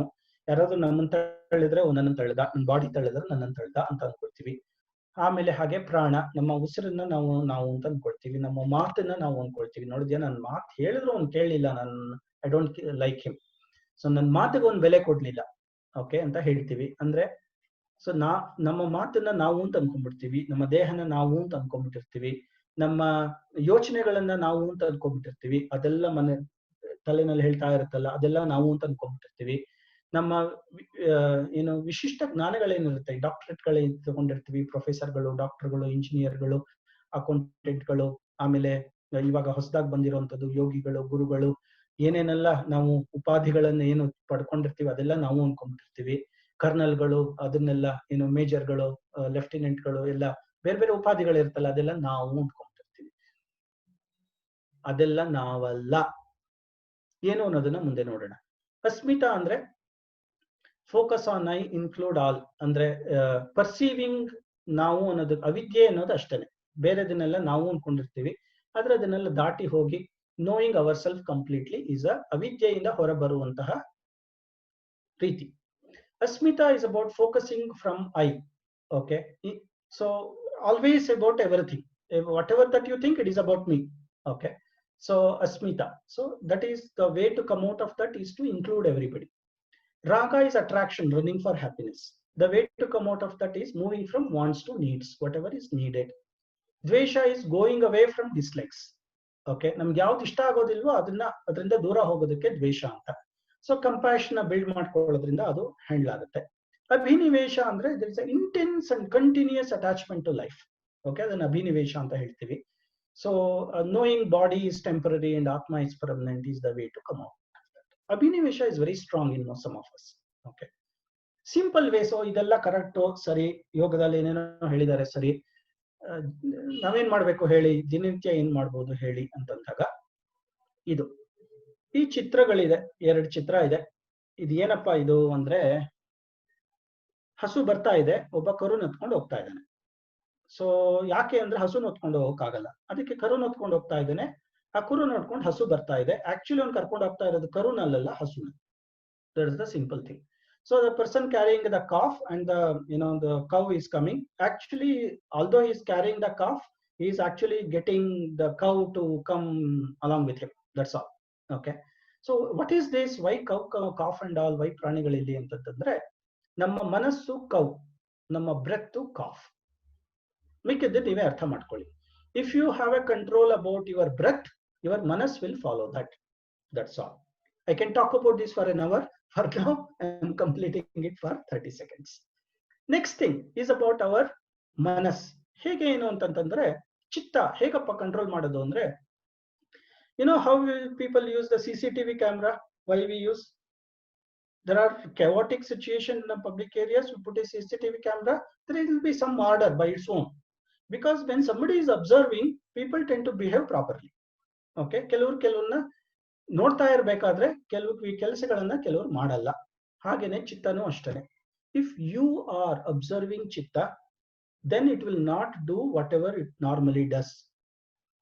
ಓಕೆ, ಚಿತ್ತವನ್ನ ಗಮನಿಸ್ಕೊಳ್ಳಿ. ನಿಮ್ಮ ಮನಸ್ಸು ಹೇಗೆ ಕೆಲಸ ಮಾಡುತ್ತೆ ಅನ್ನೋದು ಗಮನಿಸ್ಕೊಳ್ಳಿ. ನಿಮ್ಮ ಮನಸ್ಸು ಅಂದ್ರೆ ಏಕಾಗ್ರತೆ ಮತ್ತೆ ತೀವ್ರತೆ ಹೇಗೆ ಕೆಲಸ ಮಾಡ್ತಿದೆ, ಮತ್ತೆ ನಿಮ್ಮ ಬುದ್ಧಿ ರೈಟ್ ಆರ್ ರಾಂಗ್ ಡಿಸಿಷನ್ಸ್ ತಗೊಳ್ಳೋದು ಹೇಗೆ ಕೆಲಸ ಮಾಡ್ತಾ ಇದೆ, ಮತ್ತೆ ನಿಮ್ಮ ಚಿತ್ತ ಯಾವ್ಯಾವ ಮೆಮೊರಿಗಳು ಈಚೆಗೆ ಬರ್ತಾ ಇದೆ, ಮತ್ತೆ ಅಹಂಕಾರ ಇದೆಲ್ಲ ಮಾಡ್ತಿರೋ ನಾನು ಅನ್ನೋದು ಹೇಗೆ ಕೆಲಸ ಮಾಡ್ತಾ ಇದೆ ಅನ್ನೋದನ್ನ ನೀವು ಗಮನಿಸ್ಕೊಳ್ಳಬಹುದು. ಗಮನಿಸ್ಕೊಂಡಾಗ you will be able to find out all the of the track activities. Okay, and you will be able to correct it. So in that way you tend to have more and more control about your ಮನಸ್. ನೀವು ಅದನ್ನ ಗಮನಿಸ್ಕೊಳ್ತಾ ಹೋದಾಗ ಎರಡು ಆಗುತ್ತೆ. ಒಂದು, ಅದು ತಪ್ಪು ಮಾಡೋದು ನಿಮ್ಗೆ ಗೊತ್ತಾಗುತ್ತೆ, ಆದ್ರಿಂದ ತಪ್ಪನ್ನ ತಿದ್ದುಕೊಳ್ಳಬಹುದು, ಮತ್ತೆ ಸರಿಯಾದದನ್ನ ಅದಕ್ಕೆ ಹೇಳ್ತಾ ಹೋಗಬಹುದು. So more you focus on that, there will be more order in your mind. Okay, so that's the way to control your mind. And simple ways ಅಂತಂದ್ರೆ ಚಕ್ರ ಬೇಸಿಕ್ ನಿಮ್ ಜೀವನಕ್ಕೆ ಏನ್ ಬೇಕು. That's why I'm going to use the chakra here. ನಿಮ್ಮ ಮೂಲಾಧಾರ ಚಕ್ರಕ್ಕೆ ಏನ್ ಬೇಕು? ಊಟ, ತಿಂಡಿ, ನಿದ್ದೆ ಅಷ್ಟಿದ್ರೆ ಸಾಕು. ಅದ್ರ ಬಗ್ಗೆ ಗಮನ ಇಟ್ಕೊಳ್ಳಿ. ಅದರ ನೀಡದು. ಸ್ವಾದಿಷ್ಠಾನ ಚಕ್ರ, ಸಮ್ ಪ್ಲೆಜರ್ಸ್ ಆಫ್ ಲೈಫ್ ಅಷ್ಟು ಮಾತ್ರ ನೋಡ್ಕೊಳ್ಳಿ. ಮಣಿಪುರಕ್ಕೆ ಸಮ್ ರಿಲೇಶನ್ಶಿಪ್ಸ್ ಅದೆಲ್ಲ ಬೇಕು, ಅದನ್ನ ಅಷ್ಟು ಮಾತ್ರ ಇಟ್ಕೊಳ್ಳಿ. ಅನಾಹತಕ್ಕೆ ಸಂತೋಷ, ಇವರ ಸಹಾಯ, ಸರ್ವೀಸು ಅದೆಲ್ಲ ಬೇಕು, ಅದನ್ನ ನೋಡ್ಕೊಳ್ಳಿ. ವಿಶುದ್ಧಕ್ಕೆ ಒಳ್ಳೆ ಮಾತುಗಳು, ಒಳ್ಳೆ ವಿಷಯಗಳ ಬಗ್ಗೆ ಮಾತಾಡುವಂಥದ್ದು, ಅದ್ರ ಬಗ್ಗೆ ಅಂತ ಒಳ್ಳೆ ಮಾತುಗಳನ್ನಾಡಿ. ಆಮೇಲೆ ಆಜ್ಞಾ ಚಕ್ರಕ್ಕೆ ಒಳ್ಳೆ ವಿಚಾರಗಳನ್ನ, ಟಿವಿ ನ್ಯೂಸ್ಗಳಲ್ಲಿ ಬರೋದಲ್ಲ, ಕನ್ನಡ ಸೀರಿಯಲ್ಗಳಲ್ಲಿ ಬರೋದಲ್ಲ, ಅದನ್ನ ಆಫ್ ಮಾಡ್ಬಿಡಿ. ಒಳ್ಳೆ ವಿಚಾರಗಳನ್ನ ಓದಿ. ಓಕೆ, ಒಳ್ಳೆ ವಿಷಯಗಳ ಬಗ್ಗೆ ಯೋಚನೆ ಮಾಡಿ. ಸಹಸ್ರಾರ ಚಕ್ರ, it will take care of itself. You don't have any control about it. Okay, so ಮೂಲಾಧಾರ, it requires good sleep and food. That's the basic requirement. Provide that. ಸ್ವಾದಿಷ್ಠಾನ requires some worldly pleasures. Give that. Manipura requires good relationships. Provide that. Anahata requires service, supporting other people, being happy. Be that. Vishuddha wants some good speaking, good speech. Okay, so speak good words about yourself and for others. And the next thing talks about Agna Chakra, wants you to think good things. So think good things, not seeing TV and news channels and the Kannada, Hindi serials, all that stuff.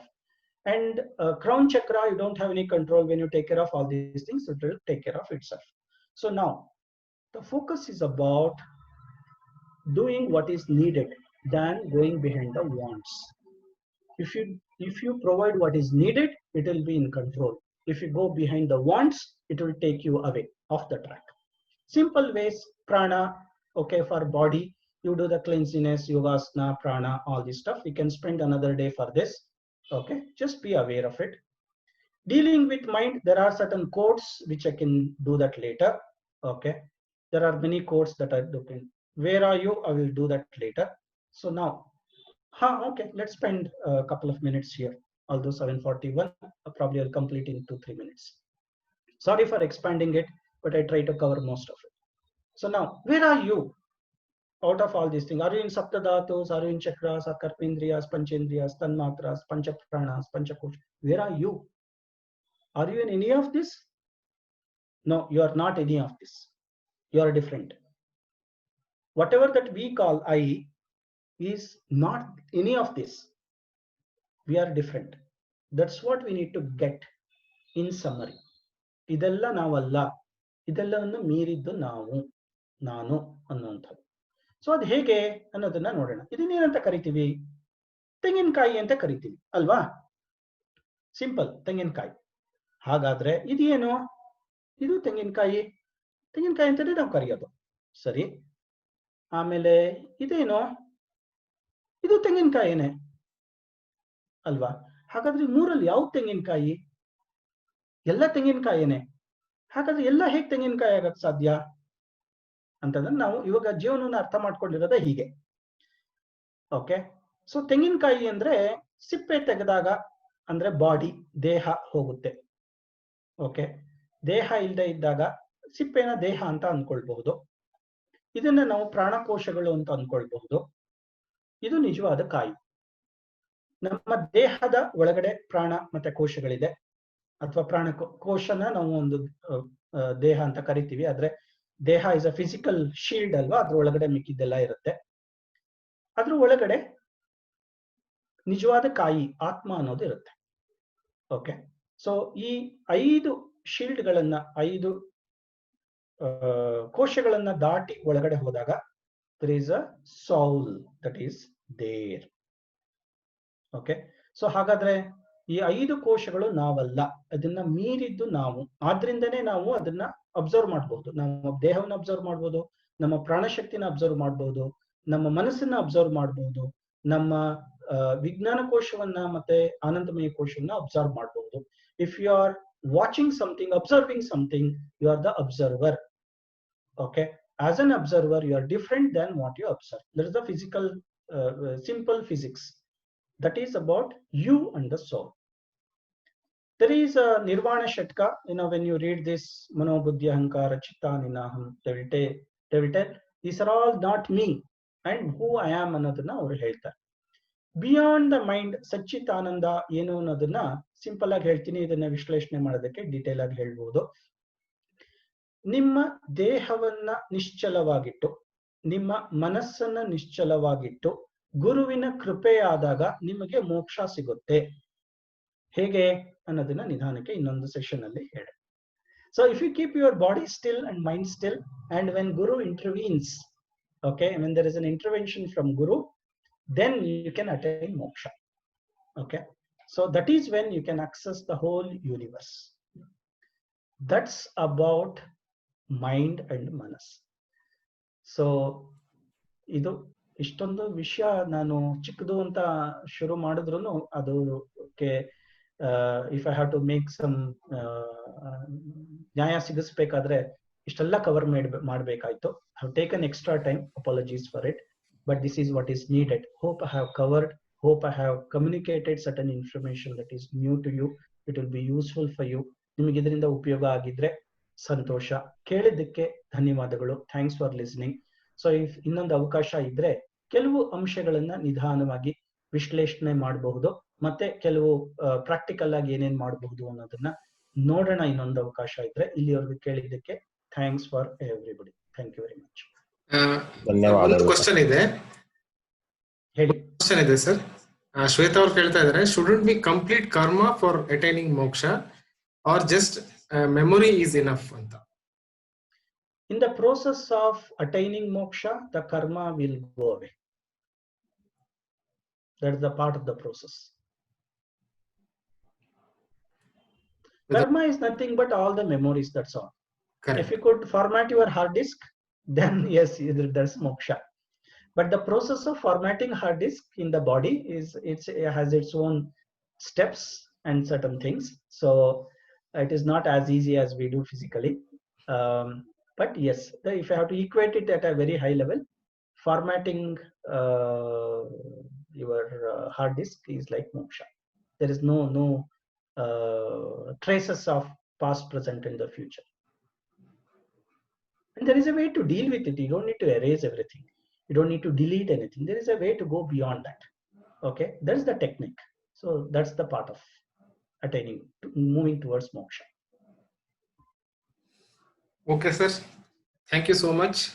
It was a very interesting session. I hope all the participants have enjoyed it. Yes, thank you so much, sir. I thank all the participants as well. ಧನ್ಯವಾದಗಳು sir. Other things, but you have decided to join us. Thank you all for participating. We look forward to have more sessions from Ellen sir. Thank you again. ಧನ್ಯವಾದ. everybody. Thank you. Thank you. ನಮಸ್ಕಾರ. ಧನ್ಯವಾದಗಳು. Thank you, sir. Thank you so much, sir. It was a very wonderful session. ಧನ್ಯವಾದಗಳು. Thank you very much. ಇನ್ನೊಂದ್ಸತಿ ವಾಪಸ್ ನಿಮ್ಮನ್ನ ಇಲ್ಲಿ ವಾಪಸ್ ನೋಡ್ಲಿಕ್ಕೆ ನಾವು ತುಂಬಾ ಇಚ್ಛೆ ಪಡ್ತೀವಿ. ಖಂಡಿತ ಅವಕಾಶ ಆದಾಗ ಖಂಡಿತ ಮಾಡೋಣ. Thank you, sir. Thank you. Thank you, Guruvana.